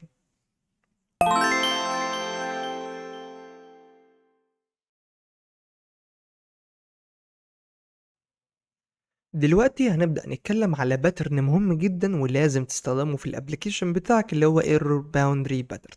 بكل بساطة ممكن يكون انت عندك في الابليكيشن بتاعك يحصل ايرور في كومبوننت معين. الكومبوننت ده لو حصل فيه ايرور طبيعي ان يحصل كراشنج للابليكيشن بتاعك، ولكن لو استخدمت الباترن ده بعد كده تقدر تحدد فول باك مسج تظهر في لليوزر، وده بيمبروف البرفورمانس وبيمبروف اليوزر اكسبيرينس ان الابليكيشن بتاعك مش هيحصل له كراشنج. لا لو كومبوننت معين حصل فيه ايرور الكومبوننت ده هيعرض مسج معينه او الايرور باوندري هيعمل فول باك لمسج معينه. المسج دي هتتعرض لو الكومبوننت بتاعك فيه مشكله، ودي بيعمل ايزوليشن للايرور وكمان بيعمل امبروف لليوزر اكسبيرينس عشان بيبقى فيه طبعا فريندلي ايرور مسج خاصه باليوزر. وبنشوف الموضوع ده في حاجه زي السنتري. فدلوقتي هنبدأ نشوف الموضوع ده هنا دايركت في الكود بتاعتنا. عندنا هنا جوه الباترن هقول له هنا component has error، ومن اسمه كده الكومبوننت ده هيكون فيه ايرور. وهنا الكومبوننت اللي has error ده هيبقى فانكشن عادية خالص بتاخد اللودنج واليوزر بتاخدها من اليوز يوزر. طب اليوزر يوزر ده عبارة عن ايه؟ عبارة عن custom hook use user .tsx عبارة عن custom hook بيحدد التايب بتاع اليوزر بتاعه، عبارة عن ID ونيم ويوزر نيم ويب سايت وحاجات من هذا القبيل. وهنا initial user بياخد هنا عبارة عن اليوزر دي، الانيشال يوزر دي عبارة عن object array of object قصدي بتاخد اليوزر as type. وهنا بسيط بعض الاوبجكتس عندي زي ما انت شايف كده، هنا عندي ID 1 و 2 وفيهم داتا معينة. والاكسبورت فانكشن يوز يوزر ده عبارة عن كاستم هوك، واحنا هنا بنطبق اللي احنا اتعلمناه. هنا في لودنج وهنا اليوزرز، وهنا بيعمل سيميوليت اكنه بيفتش الداتا دي من يو ار ال معين او من اي بي اي. وهنا بيشغل لي فانكشن اسمها فيتش يوزر هنا بتاخد الاي دي as a string، وهنا بتسيت لودنج، وبعد كده بيجيت اليوزر عن طريق الاي دي عن طريق الفلتريشن طبعا، وبيسيت لودنج فولس بعد ما بيجيت اليوزر ده، وبعد كده بيباصي اليوزر ده جوه السيت يوزرز، وبعد كده بباص هنا بعمل ريتيرن لليوزرز واللودنج عشان لو انا محتاج اللودنج دي في حاجه معينه. وهنا الفيتش يوزر انا بقول له هات لي اليوزر اللي هو الاي دي بتاعه واحد، فهنا بيروح على الفيتش يوزر يجيب من لي فلتريشن لليوزر اللي هو بيجيب لي الجيت يوزر بالتحديد اللي هو واحد اللي هو مصطفى. طب احنا عملنا هنا ليه كاستم هوك عشان نبقى بنطبق على اللي احنا اتعلمناه، وممكن اكون انا في الابلكيشن بتاعي محتاج ان انا استخدم الفانكشن اللي بتفتش اليوزر بالشكل ده بدل ما اروح اعمل دبليكيشن للايرور تاني، مش محتاج ان انا اشرح الهوك ده تاني. اوكي. وطبعا هنا الكومبوننت هاز ايرور دلوقتي بيقدر ان هو ياخد اللودنج واليوزرز بالشكل ده وبيلوب على اليوزر ويعرضها لي لو النيم كذا والفون وكل حاجه تمام كده لحد دلوقتي. ما عنديش مشكله لو عرضنا الكومبوننت هاز ايرور دلوقتي في الاب وقلنا له دلوقتي الاب بالشكل ده كده، وادانا دلوقتي الكومبوننت هاز ايرور، مش هيحصل عندي اي ايرور. كومبوننت هاز ايرور، مش هيحصل عندي اي ايرور. ولو فتحنا الابليكيشن بتاعي زي ما انت شايف كده هيقول لي النيم والفون كل حاجه كويسه مفيش مشكله. امتى يكون في مشكله؟ لو فيها فعلا عندي ايرور جوه الابليكيشن بتاعي. لو جينا مثلا نعمل نشغل الكومبوننت ده او نعمل نعرض هنا الكومبوننت اللي اسمه يوزر بوستس، ما عنديش حاجه اسمها يوزر بوستس، فبالتالي دلوقتي اوريدي في مشكله عندي. لو عملنا سيف ورحنا للابلكيشن بتاعي وعملنا لودنج تلاقي عندي فعلا حصل كراش للابلكيشن بتاعي زي ما انت شايف كده، وهنا في الكونسول بيقول لي اللي انت بتجيب اليوزر بوست وده is not defined. فعلا حصل هنا كراش للابلكيشن بتاعي. ودلوقتي نبدأ نحل الكراش اللي حصل ده عن طريق الايرور باوندري باترن. فهاجي هنا بكل بساطة اقول له هنا ده الايرور باوندري باترن دوت تي اس اكس. ودلوقتي هنبدأ نعمل implementation للايرور باوندري باترن عشان لو عندي مشكلة في ودلوقتي هنبدأ نعمل implementation للايرور باوندري باترن عشان لو عندي مشكلة في كومبوننت بالشكل ده. الايرور باوندري باترن لو بصيت جواه الكومبوننت اللي ممكن يحصل فيه مشكلة، ممكن وقتها اللي انا في حالة ان في مشكلة اعمل فول باك ل مسجز او مسج معينه تظهر لليوزر عشان ما يحصلش كراشنج للابلكيشن بتاعي زي ما اتفقنا قبل كده. ودلوقتي انا محتاج ان انا اعمل امبلمنتيشن للباترن بكل بساطه. هاجي هنا بكل بساطه اقول له هنا export default class اسمه error boundary، ده الاسم بتاعه بيكستند الكومبوننت ده طبعا هيبقى جاي من رياكت، فمحتاج ان انا اعمل له امبورت بالشكل ده. والكومبوننت ده زي ما انت شايف كده بياخد البي اللي هي هنا بروبس، بياخد البروبس بتاعتي. البروبس بتاعتي زي ما قلت لك هتبقى الكومبوننت اللي فيه ممكن يحصل فيه ايرور، في الحاله بتاعتي هاز ايرور. وهنا بياخد حاجه كمان اللي هو ده هيبقى تشيلدرن بالمناسبه، وبياخد الفول باك فانكشن اللي هتشتغل في حاله ان في ايرور. يعني لو مفيش ايرور في الكومبوننت ايه اللي هيحصل؟ هيعرض لي الكومبوننت اللي هو تشيلدرن. اوكي. في حاله ان في ايرور هيشيل لي الكومبوننت خالص ويعرض لي مكانه مسج عشان اتاكد ما يحصلش كراشنج للابلكيشن بتاعي. وتاني حاجه بياخدها الستيت بتاعتي اللي هي بتشوف اصلا في ايرور ولا لا. هو از ايرور هيبقى عندي از ايرور اتس بوليان، وعندي الايرور في حاله ان في ايرور هعرضه ولا لا. موضوع عادي جدا. فدلوقتي نبدا ان احنا نكريش الموضوع ده. طبعا هنعمل اكستند للكومبوننت، فمحتاج ان انا اخد الكونستراكتور. انا هباصي البروبس از جوه الكونستراكتور زي ما انت شايف كده. الاول محتاج ان انا اباس هنا الكومبوننت التايب بتاع البروبس والستيت عشان انا بكتب تايب سكريبت، بعملهم بالشكل ده. الفول باك عباره عن رياكت نود، واللي تشيلدرن نفس الموضوع. وهنا الستيت بتاعتي هتبقى از ايرور دي بوليان، والايرور بتاعي الايرور او نل. لو في ايرور هيبقى يرجع لي الايرور طيب بتاع ايرور، لو نل مفيش اي حاجه. ودلوقتي محتاج ان انا اعمل الكونستراكتور بتاعي الايرور باوندري بروبس. البروبس بتاعتي هياخدها من الكونستراكتور، فمحتاج اباصي البروبس دي دلوقتي جوه السوبر عشان انا اعمل هنا اكستند للكومبوننت بالشكل ده. وطبعا دي الستيت بتاعتي الستيت اللي هي اللي جايه من الكومبوننت اللي هي التايب بتاعها از ايرور او الايرور. طبعا لو انت استخدمت رياكت بالكلاس الكلاس هتبقى فاهم انا بعمل ايه هنا، ولكن بكل بساطه انا بقول له دوت ستيتس، الستيت بتاعتي اللي هي ايه، الستيت العاديه خالص، اوكي. بس ده بطريقه الكلاس كومبوننت. هاجي اقول له هنا الاز ايرور بتاعتي تبقى الانيشال فاليو بتاعتها فولس والايرور هتبقى بنل.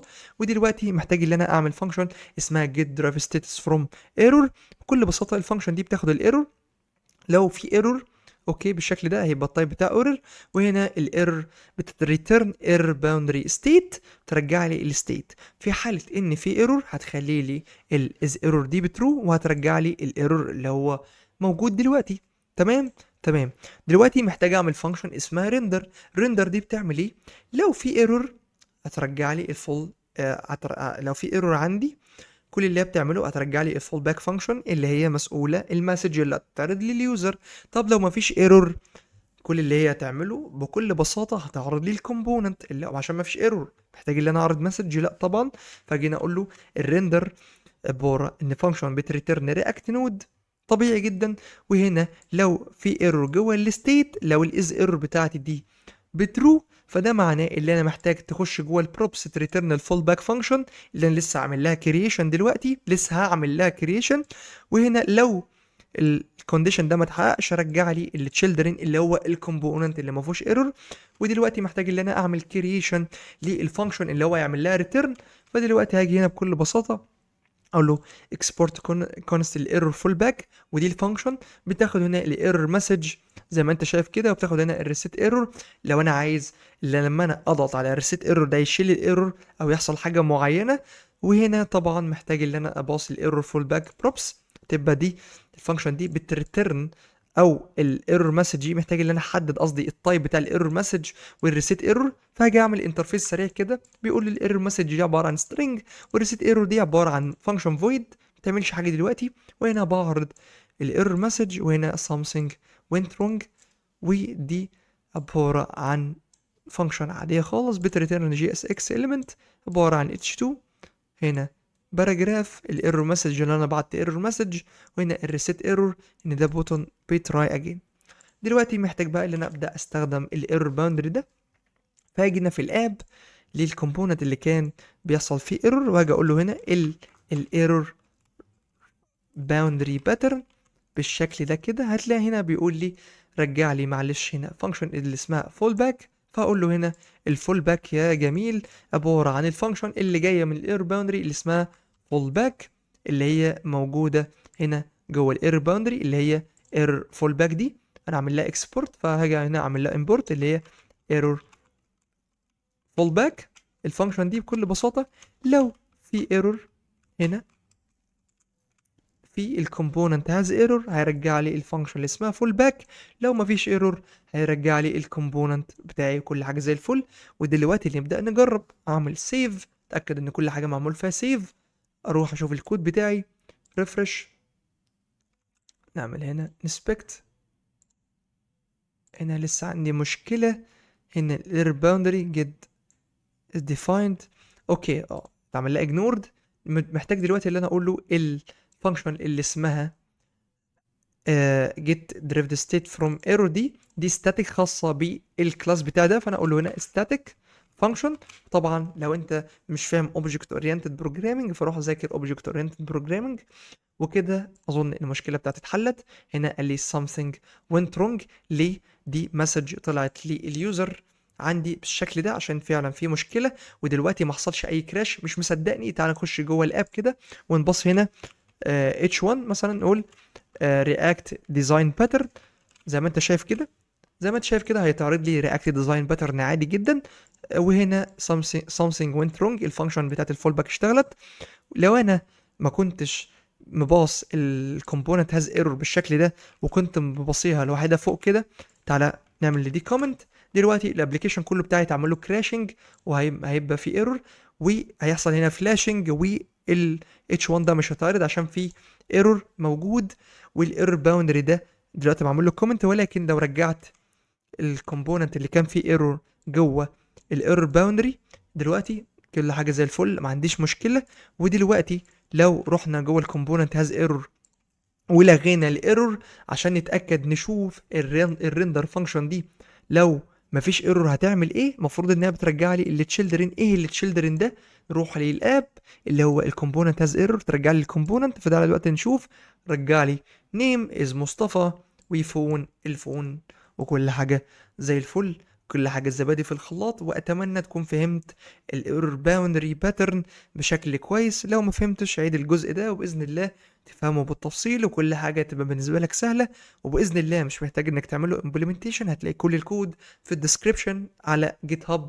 بإذن الله هتلاقي لينك الريبوزيتوري. اعمل لنا ستارت كده، ولو لسه ما عملتش لايك للفيديو اعمل لنا لايك واكتب لنا تحت في الكومنتات رأيك عشان تشجعنا. ويلا نكمل بقية الباترنز اللي معانا النهارده.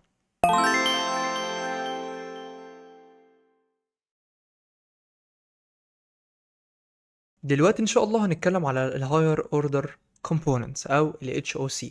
بكل بساطة ال HOC component بيتيك أو بياخد component تاني as a prop أو as a argument وبيريترن new enhanced component. بيعمل return للcomponent بعد ما تعمل له injection ب additional prop or behavior. بعد ما بتعمل enhance للcomponent ده وبتغير فيه بعض الحاجات أو بتضيف عليه بعض البروبس أو بتغير البيهيفير. البنفيتس بتاعته بيعمل enables the reusability of logic across components. بيعمل enhancing للcomponents without modifying their source code. يعني هنا الكومبوننتس بتاعتك بتعمل موديفاينج، بتعمل انهانس ليها من غير ما تعمل موديفاي للكود نفسه، للسورس كود. بتسبورت طبعا السبريشن ايه، وبتعمل عن طريق الرابنج كومبوننت. بنشوف الموضوع ده فين؟ في الريدكس ايه، في الاي اتش او سي. في الاتش او سي رياكت كومبوننت الخاص بالريدكس ستور زي اللي اسمه كونكت. جميل جدا جميل جدا. دلوقتي تعالى نشوف ايه المشكله اللي عندي وازاي ال HOC او الهاير اوردر كومبوننت بيحلها. دلوقتي انا عندي بوتون. البوتون اللي انا بكتبه ده، لا مش قصدي كده، ده بوتون اسميه باد بوتون دوت تي اس اكس. عباره عن بوتون عادي جدا ديفولت فانكشن باد بوتون. عباره عن بوتون عادي جدا بريتيرن هنا ريتيرن بوتون كليك مي ده. هنا البوتون بياخد بعض البروبس، فانا اقول له هنا البروبس دوت بروبس. وهنا البروبس طبعا هاخدها منين؟ هاخدها من البيرنت. انا عايز اضيف بروبس معينه. وكمان هنا محتاج ابص ستايل. هنا الستايل بتاعي عباره عن البادنج. البادنج تعالى كده نشوف. بادنج 10 بكسل، 10 يعني. وهنا المارجن 10. اوكي مفيش مشكله. وهنا البروبس طبعا بياخدها از بروبس، فانا هقول له هنا البروبس بتاعتك هياخدها منين؟ البروبس دي هياخدها، هنعمل هنا انترفيس جميل ياخد البروبس دي. فانا هقول له الانترفيس اللي اسمه باد بوتون بروبس عباره عن ايه؟ عباره عن البروبس بتاعتك اللي هي عباره عن ايه. انا هحدد التايب بتاعتها، فانا هقول له هنا البوتون ال HTML attributes. وهباصي هنا ال HTML button element. مش انا هباصي attributes للبوتون بتاعي، فانا بقول له الاتريبيوت بتاعتك دي هتبقى عباره عن HTML button element زي ما انت شايف كده. وهحدد هنا هنا البروبس اتس باد بوتون بروبس زي الفل، ما عنديش مشكله. عندي كومبوننت تاني اسمه text input. مش عارف ليه بتتكتب بالشكل ده. input.tsx export default function bad text input props. مش اني انا حدد الانترفيس، حدد البروبس. هقول له هنا بكل بساطة bad text input props عبارة عن ايه؟ البروبس بتاعتي عبارة عن الانبوت HTML attributes. تاخد ال HTML input element. وهنا في عندي مشكلة ان لو بصيت هنا البروبس هتبقى bad text input props. هنا يقول لي ان في مشكلة عشان هنا محتاج ان انا اباس التايب بتاع الانبوت، عشان انا قلت له هنا الاتريبيوتس بتاعتك عبارة عن الاتريبيوت الخاصة بالانبوت element. فانا هقول له هنا text. ونفس الموضوع ستايل، الستايل الجميلة بتاعتك بتاخد نفس الستايل البادنج 10 والمارجن 10. هل هنا في مشكلة؟ في مشكلة كبيرة جدا. لو بصينا هنا ان انا هنا في الباد بوتون نفس الستايل هنا كان هو نفس الستايل هنا بالظبط. طبعا دي مشكلة، اللي انا عمال بكرر الكود. فاكر لما قلت لك قبل كده عندنا حاجة اسمها dry don't repeat yourself principle؟ فانا محتاج دلوقتي اللي انا اعدل الموضوع ده، واقدر اللي انا بكل بساطة اهندل الموضوع ده. طب اهندله ازاي؟ اللي انا استخدم ال HOC pattern وباصي ستايلز معين يبقى خاص بكل الكومبوننت دي. مش انا عايز الستايل بتاعي يبقى بادنج ومارجن، خلاص بكل بساطة الستايل بتاعك البادن والمارجن مجرد ما استخدم مثلا اعمل كده اكسبورت مثلا، ده اسمه ايه؟ الباد تكست انبوت. انا اقول له اكسبورت مثلا، اكسبورت للتكست انبوت بالشكل ده. بنشوف الشكل ده كتير في مكتبات. فانا اقول له ستايلد في مكتبات، ستايلد مثلا ستايلد تكست انبوت with ستايلز. وويز ستايلز دي هيبقى عبارة عن فانكشن او كومبوننت لسه عامل لها كريشن وبص فيها الباد تكست انبوت بالشكل ده كده، مش محتاج اعمل لها اكسبورت ديفولت. فدلوقتي اكسبورت طبعا كونست. دلوقتي لو انا استخدمت الستايلد تكست انبوت دايركتلي من غير ما اروح اباصي الستايل هنا، اي هعمل عليه هو ده بيتبص فين جوه الويز ستايلز. الويز ستايلز دي بتعمل لي انهانس او بتضيف لي بعض الحاجات اللي انا عايز اضيفها، زي ما اتفقنا قبل كده في موضوع ديسكريبشن، اللي انا بتيك فانكشن او كومبوننت بترجع لي الكومبوننت دي بتعمل لها انهانسنج او تعمل لها انجكشن بحاجات انا ضفتها جديد من غير ما اعدل هنا او اعمل موديفاينج في الكود نفسه بتاع ال الباد تكست انبوت ده. فدلوقتي مش هعمل كده هنا، انا هاخد نفس الحاجات دي هنا، اروح للباترن نفسه هكريت تو فايل جداد اسمه تكست انبوت عشان الاورجانيزيشن اللي احنا شغالين عليه من ساعتها input.tsx. ونفس الموضوع بالظبط اخد دي كده كوبي ابصيه هناك. هنا في export default، export default جميل. اجي هنا للتكست انبوت ده يبقى تكست انبوت. اوكي، وهنا بدل ما انا اعمل له export default هاجي اقول له export const styled text input.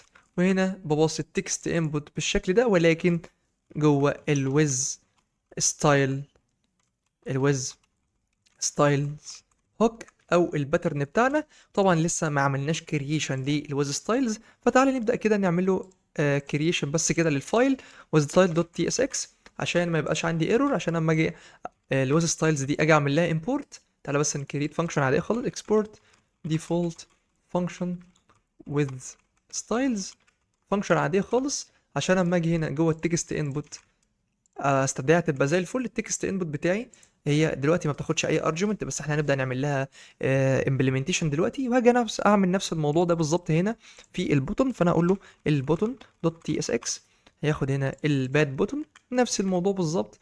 مش بعمل اختراعات، ولكن هنا مش هحتاج ان انا اباص ستايل تاني. خلاص خلاص مش هحتاج ان انا اباص ستايل خالص. وهنا هاجي اقول له اكسبورت نفس الموضوع اللي عملته هناك const styled button with styles import. اباصي هنا الباد، الباد مش الباد بوتون بقى، ده هيبقى اسمه بوتون. وهنا طبعا دي اسمها بوتون بروبس كده الاسم بيماتش. وهنا البوتون بالظبط كده الويز ستايلز لسه ما عملتلهاش امبلمنتيشن، فبالتالي هنا ما حصلش اي جديد. نيجي هنا للويز ستايلز نفسها ونعمل امبلمنتيشن ليها بكل بساطه. عباره عن فانكشن عاديه خالص بتاخد كومبوننت. ايه الكومبوننت ده؟ تعالى اللي هو ده، مش ده element اللي هو الكومبوننت ده، او تعالى نقفل الحاجات دي مش محتاجينها، او الكومبوننت ده مش محتاجين بقى نبص للستايل هنا خلاص. اوكي ماشي. بياخد الكومبوننت ده او الكومبوننت ده ايا كان نوع الكومبوننت. فهنا بقول له الكومبوننت بتاعي رياكت دوت كومبوننت تايب اني. ليه؟ عشان انا مش عارف التايب اللي جاي لي ايه. ممكن يبقى انبوت، ممكن يبقى بوتن، ممكن في المستقبل يبقى ديف.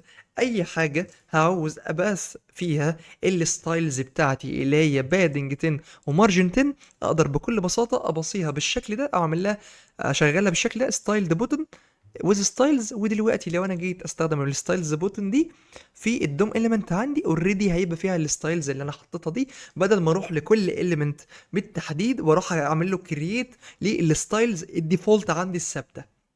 فهمت الدنيا ماشيه ازاي؟ ان شاء الله الدنيا تبقى بالنسبه لك سهله. الويز ستايلز انا بتاخد هنا البوتون اللي هو كومبوننت عادي جدا، بتعمل ريتيرن.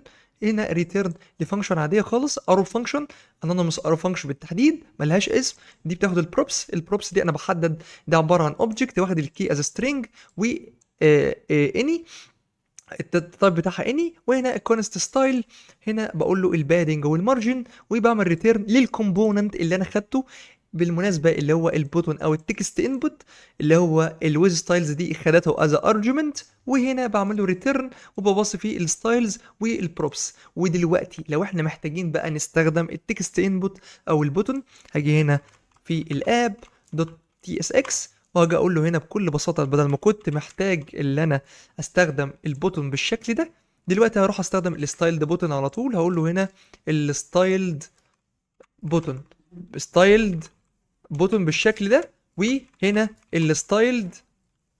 الستايلد تكست انبوت. تعال بس نشوف الكود سريعا كده ايه اللي حصل. نرفرش، كليك مي، وده البوتون الجميل بتاعي ده. وهنا الانبوت الجميل ده واخد بادنج ومارجن زي ما انت شايف كده. لو رحنا هنا عملنا سيلكت للاليمنت زي ما انت شايف كده واخد بادنج ومارجن وكل حاجه. او اي اليمنت محتاج ان انا اضيف له نفس الستايلز دي هستخدم الاتش او سي اللي اسمه ويز ستايلز، وهو هيكريت كل الستايل الديفولت اللي عندي اللي انا محتاجه للاليمنت دي. وبس كده. الباترن ده بسيط جدا وان شاء الله يكون مفيد ليك.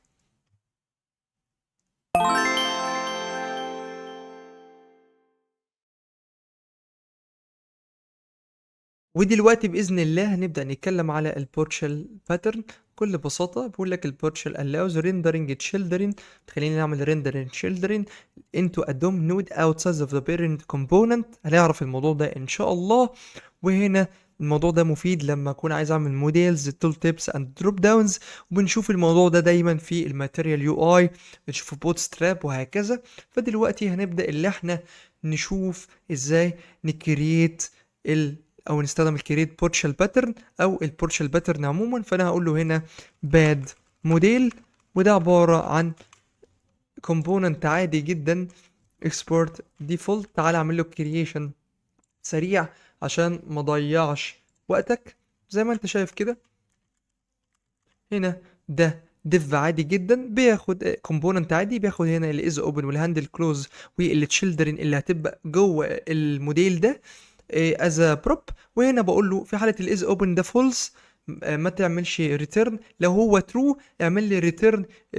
ريتيرن هنا null. لو هو بقى ترو اعمل لي ريتيرن للموديل بتاعي. وبص هنا للتشيلدرن عشان لو عايز بس اتش 1 كومبوننتس ايا كان. وهنا هاندل كلوز عشان لو عايز اعمل كلوز للموديل بتاعي. وهنا لو فتحنا الاب دوت تي اس اكس هتلاقي هنا بقول لك عندي state is open و set is open. الديفولت بتاعتها مثلا ممكن نقول بفولس او بترو، ما عنديش مشكله. الهاندل كلوز set is open false. وهنا البوتن ده مسؤول ان هو يشغل لي يعمل لي اوبن للموديل، وبعد كده هيقدر ان هو يكلوز موديل عن طريق الموديل نفسه. فانا هقول له لو في از اوبن اعرض لي الموديل بتاعي بالشكل ده كده.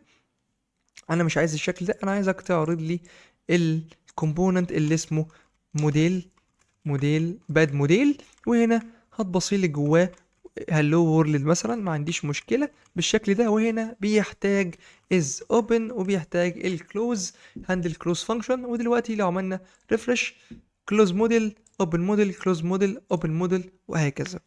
ايه اللي بيحصل هنا؟ كل مره انا بروح اضيف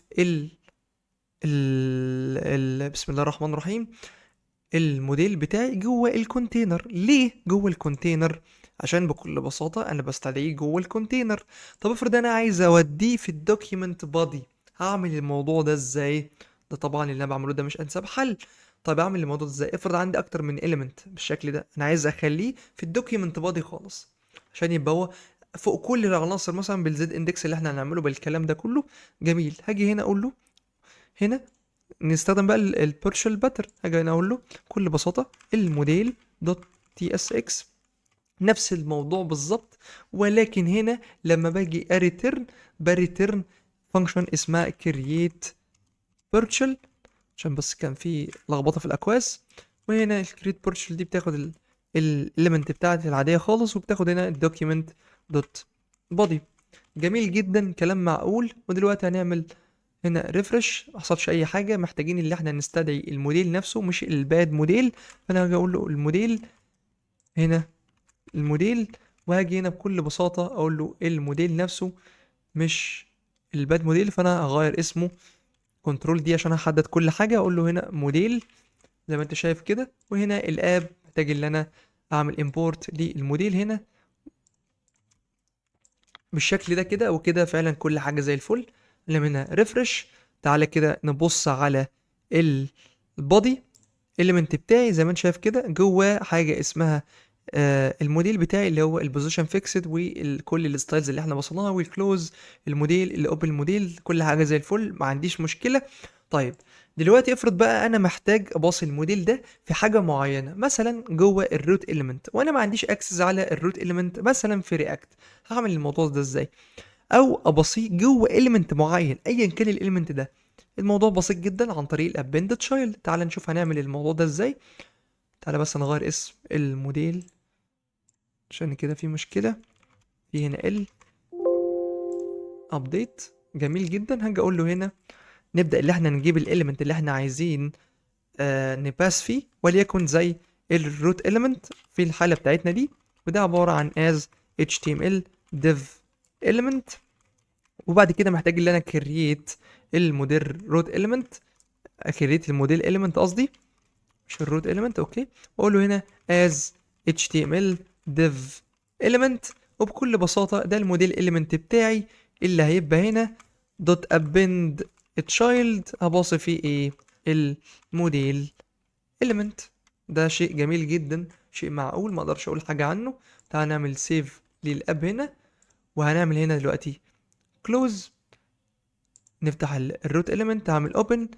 كل مره واخد بالك من duplicated div close open، وكل مره بيحصل duplication هنا في الديف. فده معناه ان انا ما ينفعش اعمل الموضوع ده.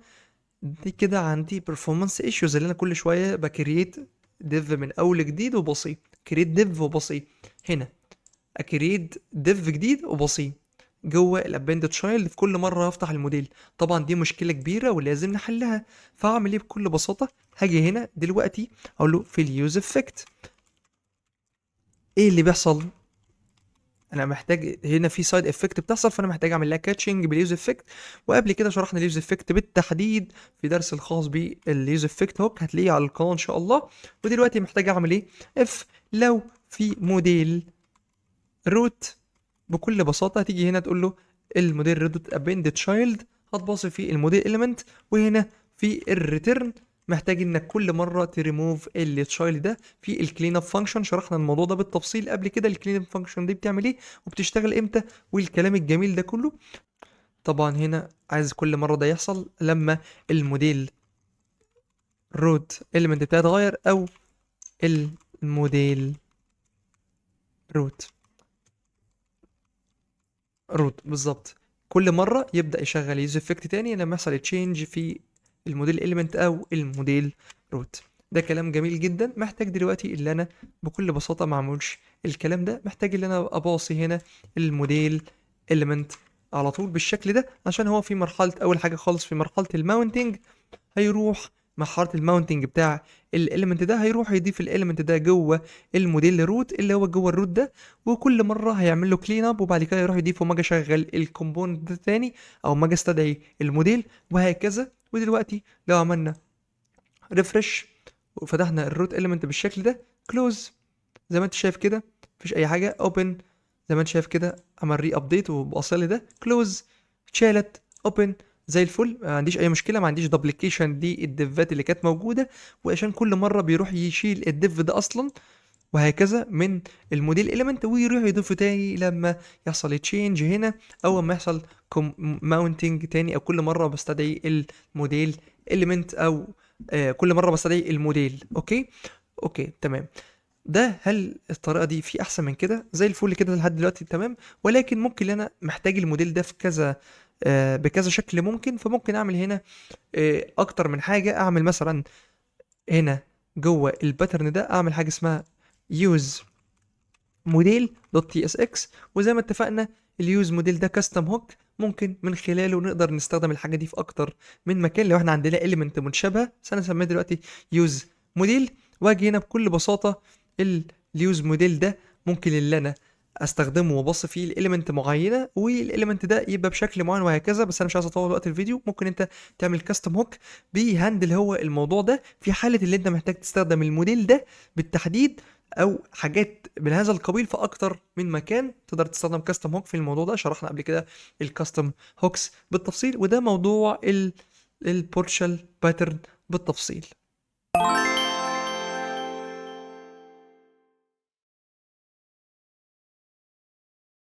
دلوقتي ان شاء الله هنبدأ نتكلم على الريندر بروبس باترن. بكل بساطة الباترن ده مهم جدا، وهنستخدمه ان شاء الله كتير جدا، وبيستخدم في امثلة حية قدامنا زي رياكت موشن ورياكت نيتيف، وباذن الله هنبدأ ان شاء الله نستخدمه في الفيديو ده. تعالى بس نشوف الباترن ده بيتكلم عن ايه. بيقول لك ان الباترن ده بيقول لي الكومبوننت ازاي يشير اللوجيك عن طريق البروبس هنا، والكنترول بيتحكم في الحاجة اللي المفروض هتتعرض. وهنا بيقول لك the parent command decide how the UI should look. اليو اي هيبقى عباره عن ايه. وهنا البنفيتس المهمه جدا، بيعمل لي enable sharing functionality من غير ما استخدم الاتش او سي اللي انا شرحته لك قبل كده او الهوكس. بدل ما نكرر كود كتير، فاكر البرنسبل اللي اسمه دراي اللي هو don't repeat yourself؟ ممكن بكل بساطه اللي احنا هنا نشير اللوجيك بتاعنا من غير ما نكرر كود كتير. تعال نبدا نشوف المشكله مع بعض هنا، وكل حاجه ان شاء الله تبقى زي الفل. دلوقتي زي ما انت شايف انا عندي الابلكيشن فاضي جدا، ولكن هنا في جو سمبلس هولدر انا هستخدمه عشان افتش على الداتا. هنا دي طريقه الفتش العاديه خالص. في هنا مجموعه من الكاتيجوريز زي البوستس، الكومنتس، الالبوم، الفوتوز، التودوز، واليوزرز. انا في الحاله بتاعتي هستخدم البوستس واليوزرز بس. ده جلوبال اي بي اي ممكن تستخدمه جيسون بليس هولدر يعني عشان تتست عليه الحاجه. دلوقتي احنا هنستخدمه عندنا. هاجي هنا جوه الريندر بروبس باترن فايل فولدر، هاجي اقول له bad posts list.tsx، وده عباره عن اقول له هنا export default function bad posts. هنا الريتيرن زي ما انت شايف كده. هنا الريتيرن هنا هريتيرن ايه بكل بساطه؟ هريتيرن هنا دلوقتي h1 في posts list، بس كده posts list بالشكل ده كده. وهنا طبعا ما بياخدش البوست از بارامتر ولا اي حاجه. هنا بكريت كونست اعمل فيتش للداتا بقى. هقول له هنا عندي is loading set is loading، وهتبقى هنا false عادي جدا. وهنا اليوز ستيت اعمل لها import، وهنا احدد التايب بتاعها عباره عن boolean value. وهنا بكل بساطه اقول له const اليوزرز البوست قصدي، واحدد التايب بتاعها any دلوقتي. وهاجي هنا بكل بساطه any هعمل هنا تايب جميل جدا اسمه تايب، ده هسميه البوست، وده عبارة عن object. الاوبجكت ده فيه ID وتايتل وبادي. تعال نبدأ نشوف هنا انا محتاج ايه من البوستس. خش هنا في هنا ID تايتل وبادي وكل حاجة تمام، ما عنديش مشكلة. ده بالظبط اللي انا محتاجه. هاجي هنا على اليوز ستيت بتاعتي، اقول له هنا ده التايب بتاعتك array of posts عشان احدد التايب. وبعد كده بكل بساطه ممكن اجي افتش على الافتش بقى على الداتا. اقول له هنا مش محتاج ان انا اعمل ايرور ولا اي حاجه، هو بس فتش سريع كده. فاقول له هنا في اليوز افكت. ليه؟ عشان شرحنا اليوز افكت بالتفصيل وقلنا ازاي نهندل السايد افكت. وبعد كده هاجي اقول له انا محتاج اعمل ايه بكل بساطه.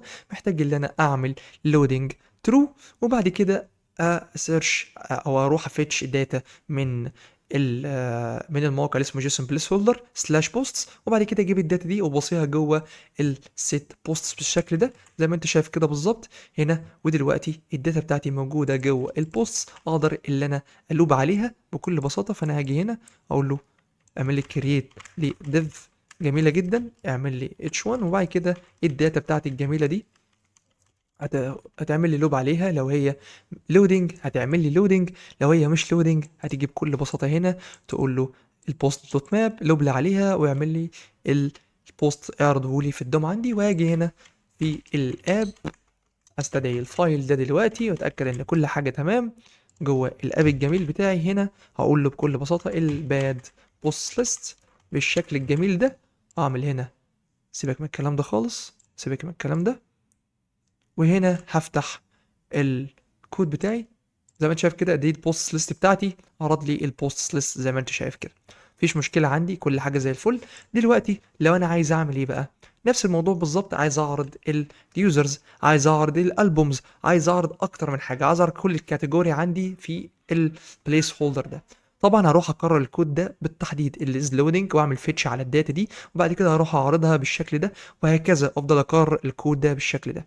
فانا مش محتاج الكلام ده، صح؟ ممكن نعمل حاجه تهندل هي الموضوع ده. ممكن حد يفكر ويقول لي خلاص انا هعمل هنا كاستم هوك اسمه فيتش داتا، وهو مسؤول ان هو يفيتش الداتا بتاعتي ويبعتها لي. اقول له كلام سليم، كلام كويس، ولكن احنا هنا جايين نستخدم الباترن اللي اسمه ريندر بروبس باترن. تقدر تعمل الحاجه بالاثنين اللي انت عايزه، ولكن هنا انا جاي اشرح لك الباترن ده ممكن نعمل بيه ازاي. فاجي هنا جوه الباترن ده واقول له هنا البوستس البوست ليست دوت تي اس اكس، اقول له هنا export default function function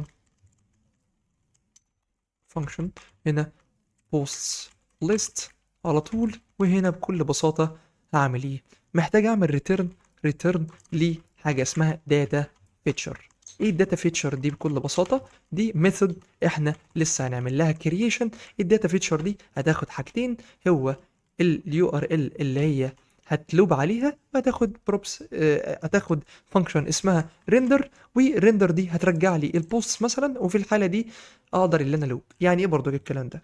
دلوقتي الداتا فيتشر دي لو انا استخدمتها في اي كومبوننت محتاج ان انا ابصلها اليو ار ال اللي هي هتخش جواه تلوب على تجيت الداتا، هي هتعمل الكالكوليشن بقى وتفتش وتبعت لي الداتا هنا في البوستس دي، وبناء على الداتا دي اقدر انا الوب بقى عليها ابصها في اي مكان، انا حر اعمل اللي انا عايزه. تمام؟ لسه مش فاهم قوي، هفهمك دلوقتي الدنيا ماشيه ازاي. فدلوقتي انا قلت له اعمل لي ريتيرن للداتا فيتشر، طبعا مفيش حاجه عندي اسمها داتا فيتشر دلوقتي. فدلوقتي محتاج اللي انا اجي هنا بكل بساطه للباترن وكرييت الداتا فيتشر دوت تي اس.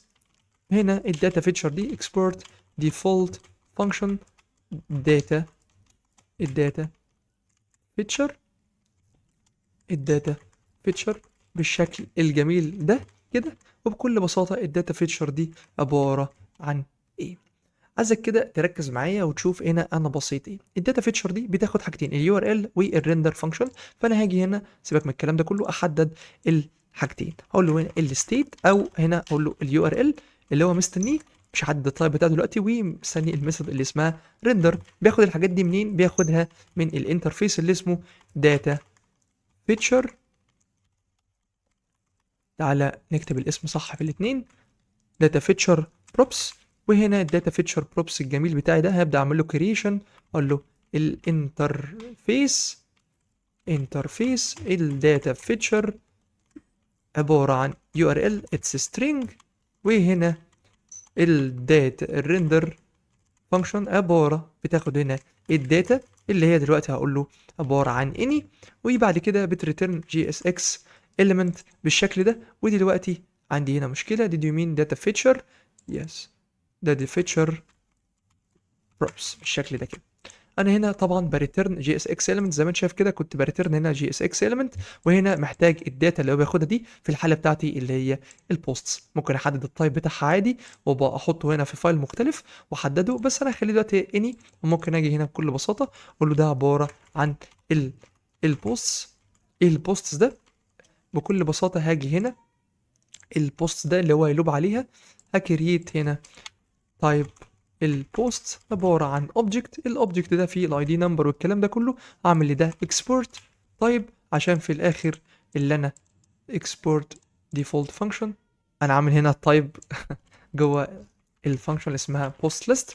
فدلوقتي محتاج اللي انا الداتا فيتشر دي كل حاجه تمام، هاجي هنا جوه الداتا فيتشر اقول له اعمل لي امبورت للبوست، وده عباره هياخد هنا هياخد الداتا دي اللي هي array of posts، وبالاخر هيعمل لي ايه، هيجي هنا الداتا فيتشر دي محتاج بقى اعمل بعض الحاجات دي زي ما انت شايف كده، هتبقى بالشكل ده كده.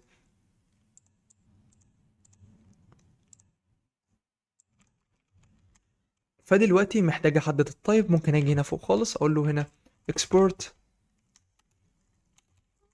type. البوست بتاعي عبارة عن object، الاوبجكت ده فيه هنا id it's string زي ما قلنا، في عندي حاجة تانية title string والbody it's string. تعالى بس نتأكد ان الحاجات دي كلها string. لا، id عبارة عن number، فانا هاجي هنا اقول له it's number مفيش مشكلة. ودلوقتي اقدر بكل بساطة جوه الداتا فيتشر اعمل import للبوست ده، يبقى الداتا دي عبارة عن array of object. وهنا طبعا بيقول لي ان ده unread عشان لسه ما استخدمتهاش. هاجي هنا بقى بكل بساطة اعمل ايه، اقول له هنا const اعمل لي data وسيت data، وبعت لي اليوز ستيت بتاعتي دي تبقى as a posts بالشكل ده كده. لو انا هضيف في المستقبل حاجات تانية اباصي هنا ال الداتا تايب بتاعها، ممكن اقول له بوست اور يوزرز اور كذا، او ممكن احدد داتا تايب فيه كل الحاجات دي از اوبشنال تايب بالشكل اللي انت عايزه. ولكن في الحاله بتاعتي دي انا عندي بس بوست، فانا بقول له هيبقى عباره عن بوست. وبعد كده بكل بساطه اقدر ان انا افتش على الداتا دي، فانا هقول له اليوز افكت بتاعي الجميل ده كله هيعمل لي نفس اللي كنت بعمله هناك بالظبط. فدلوقتي هاخد كل اللي كنت بعمله في الباد بوستس هنا، شفت ده كده بالظبط، هبدأ اللي انا اعمل له كرييشن بالشكل ده كده. اروح هنا للداتا فيتشر، تعالى هنا طبعا هيحتاج const is loading والset is loading، ودي عبارة عن use state بالشكل ده، هتبقى هنا false. وهنا الداتا تايب بتاعتك boolean، كل حاجة زي الفل ما عنديش مشكلة. وهنا set is loading هيفتش على اليو ار ال ده، لا طبعا هيفتش بقى على اليو ار ال اللي انت بعده اللي هو واخده من اليو ار ال اللي واخده من البروبس. فانا اقول له هنا يو ار ال، وهنا بعد ما يفتش عليه السيت بوستس دي هيجي هنا السيت الداتا بالشكل ده، يباصي هنا الحاجه بتاعتي وسيت از لودنج تمام. وبعد كده في الاخر خالص بعد ما يعمل الكالكوليشن ده اقول له شغل لي اعمل لي ريتيرن للريندر فانكشن، ويبصي لي هنا الداتا بتاعتك عشان بعد كده تقدر ان انت تاخد الداتا دي وتعمل عليها بعض الحاجات. ممكن كمان ان انا اقول له بصي لي حاجه اسمها از لودنج، عشان هي لو لودنج ومحتاج ان انا احدد التايب بتاعها، هنا اقول له از لودنج اتس بوليان. فدلوقتي الريندر فانكشن دي بتاخد ايه، بتبعت لي الداتا بتاعتي بعد ما اتعمل لها فيتش جواها. فدلوقتي بعد ما خلصنا هنا بقى نبدا نشغل الفانكشن دي جوه البوست ليست. هلاقي هنا في الداتا فيتشر عامل لها امبورت زي ما انت شايف كده، وهنا بيقول لي اليو ار ال محتاج حاجه تاني اسمها الريندر فانكشن، بتاخد هنا ايه الداتا اللي انا محتاجها. فانا اقول له الداتا اللي انا هلوب عليها عادي جدا. وهنا ال is loading دي انا محتاجها في حاله ان في لودنج اعمل لي حاجه معينه. وبكل بساطه دي الريندر عباره عن فانكشن عاديه خالص، بتعمل ايه بقى، هنا بتريتيرن زي ما انت شايف كده جي اس اكس element. فانا هاجي اقول له هنا اعمل لي اف لو في از لودنج، هتيجي تعمل لي ببساطه اعمل لي هنا ريتيرن للودنج بالشكل ده، خليه هنا h1 h1 كده. وهنا لو مفيش هتعمل لي ريتيرن لايه بقى، بكل بساطه ل جي اس اكس element جي اس اكس element مش عارف بتيجي بالشكل ده ليه، ما علينا. الريتيرن هتعمل لي ريتيرن للداتا دوت ماب، هتروح عليها هتجيب البوست ترجع لي البوست دوت تايتل. وكمان هنا ممكن نيجي هنا بكل بساطه نرجع ديف جميله جدا فيها البوست الكي عباره عن البوست دوت الاي دي، بعد كده بكل بساطه البوست دوت تايتل البوست دوت بادي، وكل حاجة ان شاء الله كده تبقى كويسة. تعالى نبدأ نشوف ايه المشكلة في البوست بودي. هنا هقول له هنا عباره عن البوست، وهنا بقول له البوست التايتل بادي كل حاجه كده زي الفل، ما عنديش اي مشكله، كل حاجه تمام. كنت محتاج بس احدد التايب بتاعه عشان الورنينج او الايرور اللي كان ظاهر لي في الكومبايلر ده يخلص. وبس كده يا صديقي. دلوقتي بقى في المستقبل لو انا عايز مثلا حاجه تانية اسمها users list، اوكي؟ فكل اللي محتاج اعمله اقول له users list دوت tsx، هاجي اقول له export default function اللي هي user list، وبالشكل ده كله هاجي اعمل هنا ايه، هقول له return للداتا فيتشر، الداتا فيتشر بتاعتي اعمل لها import. هنا بياخد اليو ار ال اللي انا عايز اعمل عليه مابينج، فاقول له هنا اعمل عليه فيتشنج، فانا اقول له هنا اليو ار ال عباره عن ايه، هنقول له سلاش يوزرز بالشكل ده كده، واجي اقول له هنا الريندر فانكشن بتاخد حاجتين، ايه الداتا واز لودنج، وبناء على الحاجات دي بتعمل بعض الحاجات. لو هو داتا هيلوب على اليوزرز دي ويجيب لي الايميل والنيم والايميل والحاجات دي بالشكل ده. هعمل ريفرش بالشكل ده كده، هنا لسه البوست ليست كده، عملنا نزلنا تحت شويه مش هنلاقي اي حاجه، ولكن لو عملنا امبورت للفايل ده جوه الاب ولغينا مثلا ده كده وعملنا هنا ال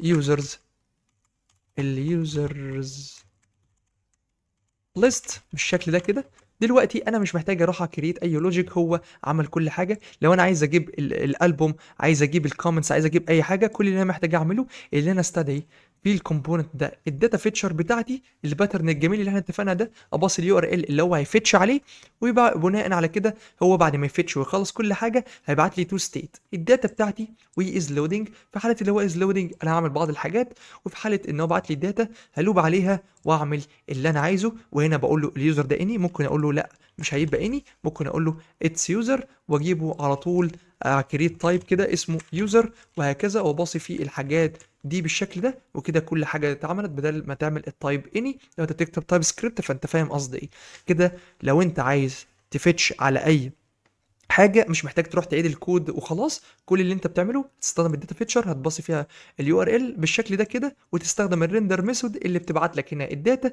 اللي انت بتعمل فيها اللي انت عايزه بعد ما بتعمل لها فيتشنج، وبتبعت لك الستيت بتاعتها اللي اسمها از لودنج. ممكن يكون عندك هنا حاجه تانية اسمها از ايرور، لو في ايرور تبعت لك الايرور ده وتعرضه عندك، تقدر تعمل اللي انت عايزه بسهوله وما يبقاش عندك اي مشكله. وكده انت فعلا حليت المشكله، والموضوع سهل وبسيط جدا جدا يا صديقي. اتمنى يكون فهمت الباترن ده بوضوح وما عندكش فيه مشاكل خالص بإذن الله.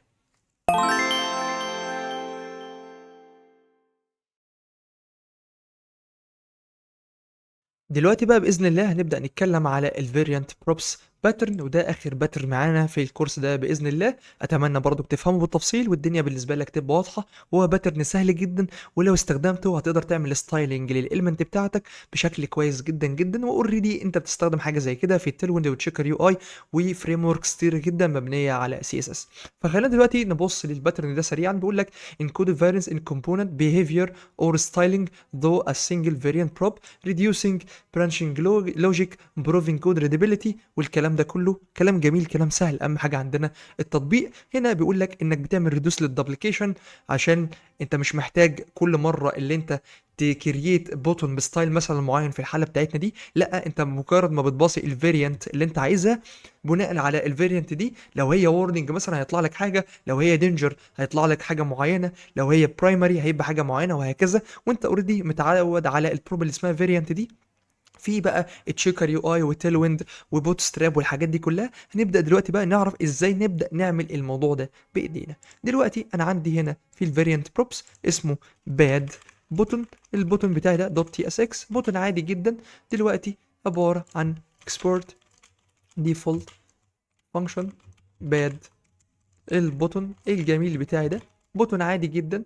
بيعمل ايه البوتون ده؟ عن طريق لما البيرنت اباصي للبوتون ده بروبس اسمها فاريانت، المفروض ايه اللي يحصل؟ لو هي برايمري يعمل لي حاجه، لو هي مش برايمري يرجع لي السكندري العادي جدا بتاعي. فانا هقول له هنا بياخد بروب اسمها فاريانت، الفاريانت بالشكل ده كده. لا مش هياخد مثلا اوريدي هياخد تشيلدرن، ما عنديش مشكله، بس انا دلوقتي في الحاله دي مش محتاج ان انا اباس اي تشيلدرن، انا هبص في تكست عادي جدا هسميه كليك مي. اوكي مفيش مشكله.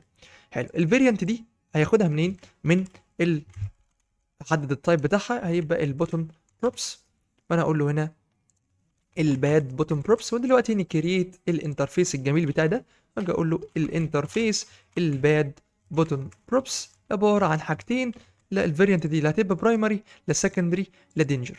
اوكي انا هاجي هنا اعمل حاجه في الموضوع ده، محتاج بقى ان انا اكريت كونديشنز وحاجات، لو هو كذا اعمل لي كذا ولو هو مش كذا اعمل لي كذا. تعال نشوف قصدي ايه. هقول له دلوقتي كونست ستايل. الستايل بتاعي ده عباره عن ايه؟ دلوقتي انا عايز اغير الباك جراوند كلر، فانا دلوقتي بقول له لو هو فيريانت برايمري خليه لي بلو، لو هو مش برايمري والفيريانت ده سكندري خليه لي جراي، عكس كده خليه لي ريد.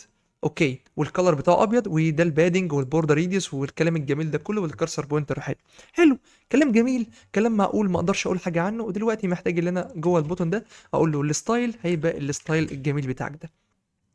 دلوقتي لو انا جيت استخدم البوتون بتاعي ده، هخش على الاب، امسح لي الكلام ده كله مش محتاج، اقول له اعمل لي باد بوتون اللي هو جاي من الفاريانت بروبس بالشكل ده كده. هيقول لي بصيل الفاريانت، هقول له دينجر مثلا. هنا امسح الكلام ده كله مش محتاجه، نفتح الكود الجميل بتاعنا شادو كودينج. هنا بقت كليك مي بالشكل ده. لو قلنا له مثلا هنا، هو هنا فاريانت دي بتبقى ليه سكندري وبرايمري ودينجر، اقول له برايمري بالشكل ده كده، المفروض ايه اللي يحصل؟ هيبقى ازرق. لو قلت له هنا مثلا سكندري، دلوقتي هيبقى اللون الجميل ده. اوكي طب افرض دلوقتي انا محتاج بقى ازود كمان الوان، هل المفروض ان انا دلوقتي افضل اعمل كونديشنز كتيره هنا جدا؟ مثلا محتاج اضيف وورنينج، محتاج اضيف حاجات تانية، هل كل مره محتاج ان انا اروح اغير في الكونديشنز دي واعمل حاجات؟ لازم اعمل كده. طب ما دي مشكله، ما انا ممكن استخدم الفاريانت بروبس ده مش باترن صحيح، الشكل ده كده مش باترن صحيح. فتعالى نبدا نحل المشكله دي بكل بساطه. هاجي هنا جوه الباترن، اقول له هنا البوتون الجميل بتاع ده دوت تي اس اكس، هنا اكسبورت ديفولت فانكشن. البوتون الجميل بتاعي ده بوتون عادي جدا، كل اللي بيعمله بياخد الفاريانت برضك، وهنا بياخدها من البوتون بياخدها من البيرنت وحد التايب بتاعها البوتون بروبس. وهنا اقول له الانترفيس الجميل بتاع ده، هنا البوتون بروبس دينجر فاريانت برايمري سكندري دينجر، وكمان في حاجه تانية اسمها سكسس، وكمان حاجه تانية اسمها وورنينج. جميل جدا زي الفل. الفاريانت دلوقتي لا هتبقى برايمري لا سكندري لا دينجر لا سكسس لا وورنينج، وكده احنا ما عملناش اي حاجه، احنا عددنا بس التايب بتاعها. اوكي عشان لو كتبت اي حاجه غلط ما يعرضليش اي حاجه، يعني يكون عارف المبرمج عارف ان انا لازم اكتب حاجه من دول كده. مفيش مشكله، مفيش مشكله، كل حاجه جميله. دلوقتي بقى محتاج اللي انا اعمل ايه؟ هاجي هنا كونست ستايلز بكل بساطه، والستايلز دي هتبقى عباره عن اوبجكت. انا اعمل هنا بعض الستايلز، تعالى نبص عليها سريعا كده. الستايلز دي فيها ميثود اسمها فيريانت، فيها اوبجكت اسمه فيريانت ده لو هو برايمري الباك جراوند كلر هتبقى بلو والكلر وايت، لو هو سكندري الباك جراوند كلر هتبقى ابيض والكلر اسود، لو هو دينجر الباك جراوند كلر هتبقى احمر والكلر ابيض، لو هو وورنينج الباك جراوند هتبقى اصفر والكلر اسود، ولو هو سكسس الباك جراوند كلر لو هو سكسس هتبقى جرين واللون ابيض. مفيش مشكله، كل حاجه جميله. دلوقتي انا محتاج هنا اعمل ايه جوه البوتون بروبس؟ كل اللي انا محتاج اقول له هباصي هنا مثلا جوه الفاريانت دي، هباصي لها هنا ديفولت فاليو زي ما انت شايف كده. هاجي اقول له هنا بالشكل ده كده الفاريانت الجميله بتاعتي هباصي لها ديفولت فاليو مثلا اللي هو سكندري. وهنا كل اللي انا محتاج اعمله دلوقتي اللي انا اجي هنا بكل بساطه اقول له كونست ستايل، وده الستايل الخاص اللي خاص بالبوتون بتاعي، وهنا اعمل ريتيرن للبوتون الجميل بتاعي ده، وهبص هنا الستايل اللي هو الستايل. وطبعا لسه ما عملناش اي حاجه، وده هيبقى اسمه كليك مي عادي جدا زي ما عملت في التاني. الستايل هنا هتبقى ايه؟ هيعمل هنا كلون للستايلز بتاعتي دي عشان يبدا يعدل عليها، وبناء على الفاريانت بتاعتك دي هتبدا تجيب لي الالوان او الستايلز الخاصه بالفاريانت اللي انا بعتها دي. لو انا بعت هنا فاريانت برايمري هيجيب لي الحاجات الخاصه بالبرايمري، لو بعت سكندري هيجيب لي الحاجات الخاصه بالسكندري، لو بعت دينجر هيبقى يجيب لي الحاجات الخاصه بالدينجر، وهكذا من غير ما افضل كل شويه اروح اعمل كونديشنز هنا كتيره جدا. لو خدت بالك الباد بوتون كنت كل شويه محتاج اعمل كونديشن، بناء على الكونديشن دي يعمل حاجه معينه، وكل مره كنت محتاج ازود كل مره محتاج ازود قيمه جديده، مثلا هنا warning كنت محتاج اللي انا warning او success، محتاج اللي انا هنا في الكونديشن اهندل الموضوع ده في الكونديشن. طبعا هيبقى عندي multiple conditions كبيره جدا وملهاش لازمه، ودي الطريقه الصح دلوقتي نعمل الحاجات دي مش محتاجينها في حاجه. ودي طبعا الطريقه الصح لعمل الفاريانت بروبس باترن بالشكل ده. ودلوقتي نبدا نجرب الكود. هاجي هنا بكل بساطه انا هشيل الباد بوتون ده مش محتاجه في اي حاجه، واقول له هنا البوتون اللي جاي من الفاريانت بوتون، نتاكد من المسار، واقول له هنا الفاريانت الجميله بتاعتك برايمري. وممكن انا اعمل هنا مالتيبل فاريانت زي هنا warning، وهنا secondary، و success بالشكل ده. وهي عندي كمان حاجة اسمها، تعالى كده نبص على البوتون، دينجر كمان موجودة، فأنا هقول له هنا البوتون اللي اسمه دينجر. كل كده حاجة زي الفل. تعالى نبدأ اللي احنا نعمل ريفرش بالشكل ده كده زي ما انت شايف كده، كليك مي كليك مي كليك مي كليك مي. وممكن هنا بكل بساطة اللي انا يكون كل البوتونز دي بتقبل حاجة اسمها children او تكست او ايا كان، وباصي جوه البوتون ده نفسه تايتل مختلف، وبناء على التايتل ده يبقى مثلا ده اسمه دينجر، ده اسمه سكسس، وهكذا. مش لازم كله يبقى اسمه كليك مي، تقدر تعمل اللي انت عايزه. والموضوع بسيط جدا، وكده كل حاجة معاك سهلة. ممكن دي تكون بتاخد كمان حاجه اسمها تكست، زي مثلا بكل بساطه كده تايتل. التايتل ده ممكن يبقى string، وهنا التايتل ده بكل بساطه بدل ما هو كليك مي هيبقى اتس تايتل. وهنا دلوقتي تقدر اللي انت تباصي التايتل. طبعا هو كده هنا في تايتل تقدر تباصيه من هنا. طبعا كل حاجه محتاجه تايتل. التايتل ده هيبقى برايمري، وده هيبقى مثلا تايتل warning، تايتل secondary، تايتل success، تايتل دينجر. بالظبط كده تقدر تعمل اللي انت عايزه، وكده كل حاجه زي الفل. وكمان تقدر تباصي هنا تشيلدرن، تكون بتاخد تشيلدرن، البوتون ده بياخد تشيلدرن، تقدر تباصيها عن طريق البروب هنا، وتقدر تباصي التشيلدرن بالشكل اللي انت عايزه ده، تباصي اللي انت عايزها. فاهمني؟ كل حاجه كده سهله بالنسبه لك. وكده شرحنا موضوع الفاريانت باترن، وده اهم جدا ومفيد جدا، وهتستخدمه كتير جدا في الابلكيشن بتاعك، ويفضل تستخدم الطريقه دي زي ما قلت لك. كل اللي انا بعمله هنا بعمل الستايلز بتاعتي، ممكن دي تبقى جلوبال عادي جدا. في هنا فاريانت، الفاريانت بتاعتي برايمري، سكندري، دينجر، وورنينج، وهكذا. وبناء على الفاريانت اللي هو بعتها لي، البوتون بتاعي بيبقى بالشكل اللي انت شايفه ده. وهنا الديفولت فاليو اتس سكندري، زي ما انت شايف كده انا ببعت له اول مره سكندري. في حاله اللي هو دلوقتي مفروض ما بعتليش اي حاجه، عمل البوتون بس كده والبوتون بس كده، هيقول لي دلوقتي هو محتاج ايه.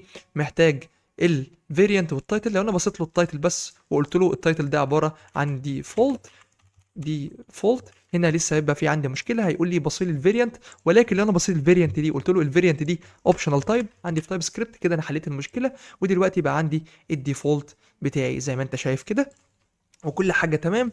عندك اي حاجه تقدر تزودها هنا ببساطه، ويقدر اليوزر يبعتها بكل بساطه وكل اريحيه. وطبعا لو انا كتبت، عشان انا محدد التايب هنا في تايب سكريبت، لو كتبت مثلا الفيريانت اللي اسمه انجر، مفيش عندي حاجه اسمها انجر، لا مش في التايتل طبعا، في الفيريانت. فطبعا هيطلع لي هنا ايرور في الكومبايلر، هيقول لي انجر از نوت اسينبل تايب برايمري سكندري دينجر سكسس. ودي فايده التايب سكريبت يا جماعه، وعشان كده بنصح دايما ان انتوا تكتبوا ايه تايب سكريبت وتبعدوا عن الجافا سكريبت خالص. وباذن الله باذن الله على القناه هتلاقي كورس باذن الله هيتعمل بيتكلم على التايب سكريبت بالحذافير بتاعتها، وازاي تكريت تايبس بقى، وانواع التايبس المختلفه، وكل حاجه باذن الله في تايب سكريبت. بعد الكورس ده هتبقى محترف جدا.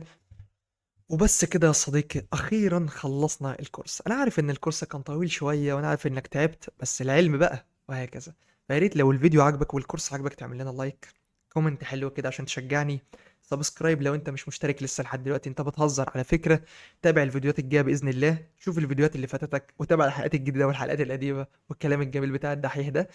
فالمهم بص في الديسكريبشن، مش عشان المصادر لا، عشان ان شاء الله هتلاقي كل الكود اللي انا سبته لك او كتبته قدامك في الكورس، هتلاقيه ان شاء الله في الديسكريبشن على ريبو على الجيت هاب. هيبقى فيها كل حاجه باذن الله. اعمل لها ستار كده عشان تبقى معاك وتقدر تراجع الكود واحدة واحدة. لو حصل عندك أي مشكلة كلمني في الكومنتس، أو تقدر تكلمني أو تتواصل معايا عن طريق اللينكات اللي هسيبها لك في الديسكربشن بإذن الله. لو عايز تدعمني ماديا تقدر تدعمني عن طريق بيبال، باتريون، إنك تنتسب في القناة، تكلمني برايفت، أي حاجة أنت عايزها.